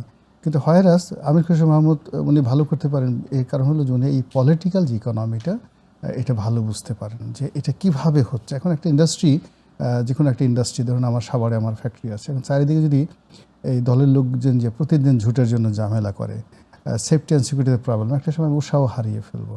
ফলে আইন শৃঙ্খলা, তার সাথে সাথে রাজনৈতিক দলের যারা নেতাকর্মী, যাদের মাসলম্যান আছে তাদেরকে নিয়ন্ত্রণ করা, এবং যিনি মিনিস্টার আছেন সেই মিনিস্টার এটা কন্ট্রোল থাকতে হবে। দুর্নীতি দমন করা যাবে না, কিন্তু নিয়ন্ত্রণ তো করা যাবে। সেই নিয়ন্ত্রণের যে জায়গাটা যদি সরকার করতে পারে, আমি মনে করি না যে আমাদের দেশে এখনও যে বাজেটটা তৈরি করা হয়েছে 9,30,000 কোটি টাকা, এটা কিচ্ছু দরকার নেই, কেবলমাত্র ভ্যাট থেকে আদায় করা সম্ভব। এডজিস্টিং মানে এখন যে ভ্যাট আছে সেই কথাই রেজওয়ান রহমান বলছিলেন। এবং কথা আমরা প্রকল্প চলে গিয়েছিলাম, কিন্তু আসল উত্তরটা আপনার কাছে ছোট করে নিয়ে আমি বিরতিতে যেতে চাই। মূল্যস্ফীতি আসলে কমবে কিনা? এখন আপনি মাল্টিপল চ্যালেঞ্জেস ফেস করতে গেলে আমাদের বিগেস্ট স্ট্রেংথ হচ্ছে বাংলাদেশের, মানে প্রাইভেট সেক্টর বলেন, পাবলিক বলেন, সরকারের বলেন, ব্যাংকিং খাত। এইটা সুশাসন ফিরিয়ে আনা, এখানে যে অনিশ্চয়তা যেটা আছে, এই সুশাসন ফিরিয়ে আনার দাবি তো আজকের না, বা 2 বছর আগের না, বা তার আগের সরকারের না, এটা বরাবরই ছিল। Sector reforms, NBR reforms, company আইন রিফর্মস, মানে বেসিক রিফর্ম যেগুলো, এগুলো তো আমরা নতুন করে এই যে নতুন যে সংস্কার শুনছি, সেই সংস্কারের সাথে কোনো সম্পর্ক নাই। এবং আজকে আমি মনে করি আমরা এখানে 4 জন যাই আলোচনা করেছি, এখানে কিন্তু কোনো ব্যক্তি বা কোনো দলকে না, this is completely against the system, this has been the system. এই সিস্টেমটাকে কেউই চেঞ্জ করতে পারছে না যেই আসছেন। এবং টু বি অনেস্ট, এটা আমার কাছে ডিসহার্টনিং হচ্ছে যে যারা উইথাউট এনি পলিটিক্যাল ম্যান্ডেট এসেছিলেন, they were not submissive to any political party, তারাও এটা ফেল করেছে। That is so embarrassing. But আমি এটা এখন চেঞ্জ করতে পারবো কি পারবো না, I am not too hopeful, but I have to fight within the system. ঠিক আছে, আপনি যদি বলেন যে ওভারনাইট কি চেঞ্জ হয়ে যাবে, যেমন for example, I think the prime minister has fantastic intentions, but the people surrounding him not so much. হ্যাঁ, ওনার ইন্টেনশনস ভালো, উনি যেটা করছেন, ওনার অ্যাটিটিউড যেটা দেখছি আমি, এটা কি পিয়ার স্টান্ট নাকি না জানি না, বাট আমার মন জয় করছে। Maybe it's a PR stunt, he is doing a fantastic job, but আমার মন জয় করছে। I think he is very, উনি খুব ভদ্র ভাষা, নম্র ভাষা, কথা কম বলেন, শোনেন বেশি, এটা ভালো লাগছে আমার কাছে। বাট ওনার কাজগুলো বাস্তবায়নের জন্য যাদেরকে দায়িত্বে আনা হয়েছে, তারা কি সেগুলো ওনার সেই কথাটাকে ডিপিকটেশন করতে পারছেন কিনা? আপনি ডেড ইন্ডাস্ট্রিকে বাঁচানোর জন্য মরিয়া হয়ে পড়েছেন, যেটা দেখা যাচ্ছে এখন। ডেড ইন্ডাস্ট্রি বলতে ডেড ব্যাংকস, ডেড কোম্পানিজ। আপনি এর মধ্যে 60,000 কোটি টাকার প্রণোদনা দিচ্ছেন। দেন প্রণোদনা ভালো, বাট আপনি অতীতে যে প্রণোদনাগুলো দেওয়া হয়েছিল সেগুলোর এক্সপিরিয়েন্সগুলো একটু দেখেন। আপনি কিন্তু অতীতের ভুল শিখে অনেক কিছু করতে পারবেন। অতীতে বলতে কোভিডের সময় যে প্রণোদনা দেওয়া হয়েছে, সেখানে এসএমই খাতে প্রণোদনা কয় টাকা কে পেয়েছে, মহাজন ভাই তো পোস্টমর্টেম করেই ফেললেন সেটার। আবার আপনি এখানে যেটা এখন নতুন করছেন, আমি যেটা আমার ফাইনাল বিশ্লেষণ অফ দিস কি বলে স্টিমুলাস প্যাকেজ হচ্ছে, আমি একজন হাসপাতালের মালিক, দেখছি যে আমার হাসপাতালের রোগী বারবার মারা যাচ্ছে আইসিইউর অভাবে, বা আইসিইউর ফ্যাসিলিটির অভাবে, বা সার্ভিসের অভাবে। আমার এখানে ডেথ কাউন্ট বেড়ে যাচ্ছে। এখন আমি কি করলাম, আমি মর্চুরিতে ইনভেস্টমেন্ট করা শুরু করলাম। আরে ভাই, that's not where the money should go, fix the system. আপনি ইউনাইটেড ইসলামী ব্যাংককে বাঁচান, ঠিক আছে, বাট এটার কারণে, এটার রেপুটেশনের কারণে ভালো ব্যাংকগুলো সিক হয়ে যাচ্ছে, সবাই টাকা উইথড্র করছে। আপনাকে তো যেগুলো সিক হয়ে যাচ্ছে সেটা আপনি স্টপ করবেন আগে। I am sorry to say this, but যেটা মরে গেছে এটা তো মরে গেছে। ওটাকে আপনি ডিফিব্রিলেটর দিয়ে পুনরুজ্জীবিত করে লাভ হবে না, ওটার অবস্থা একেবারেই খারাপ। আমি আশা করি যে এই কথাটা শুনবে সরকারের পক্ষ থেকে কেউ না কেউ। আমরা এটা চাই এই কারণে যে দেশটা বাঁচলে বা সরকার বাঁচলে সেখানে সুবিধা আমরা সবাই মিলে পাই। কিন্তু এখানে একটা বড় ইস্যু যদি আমরা বলতে চাই, বিষয় যদি বলতে চাই, সেটা হচ্ছে কর্মসংস্থান।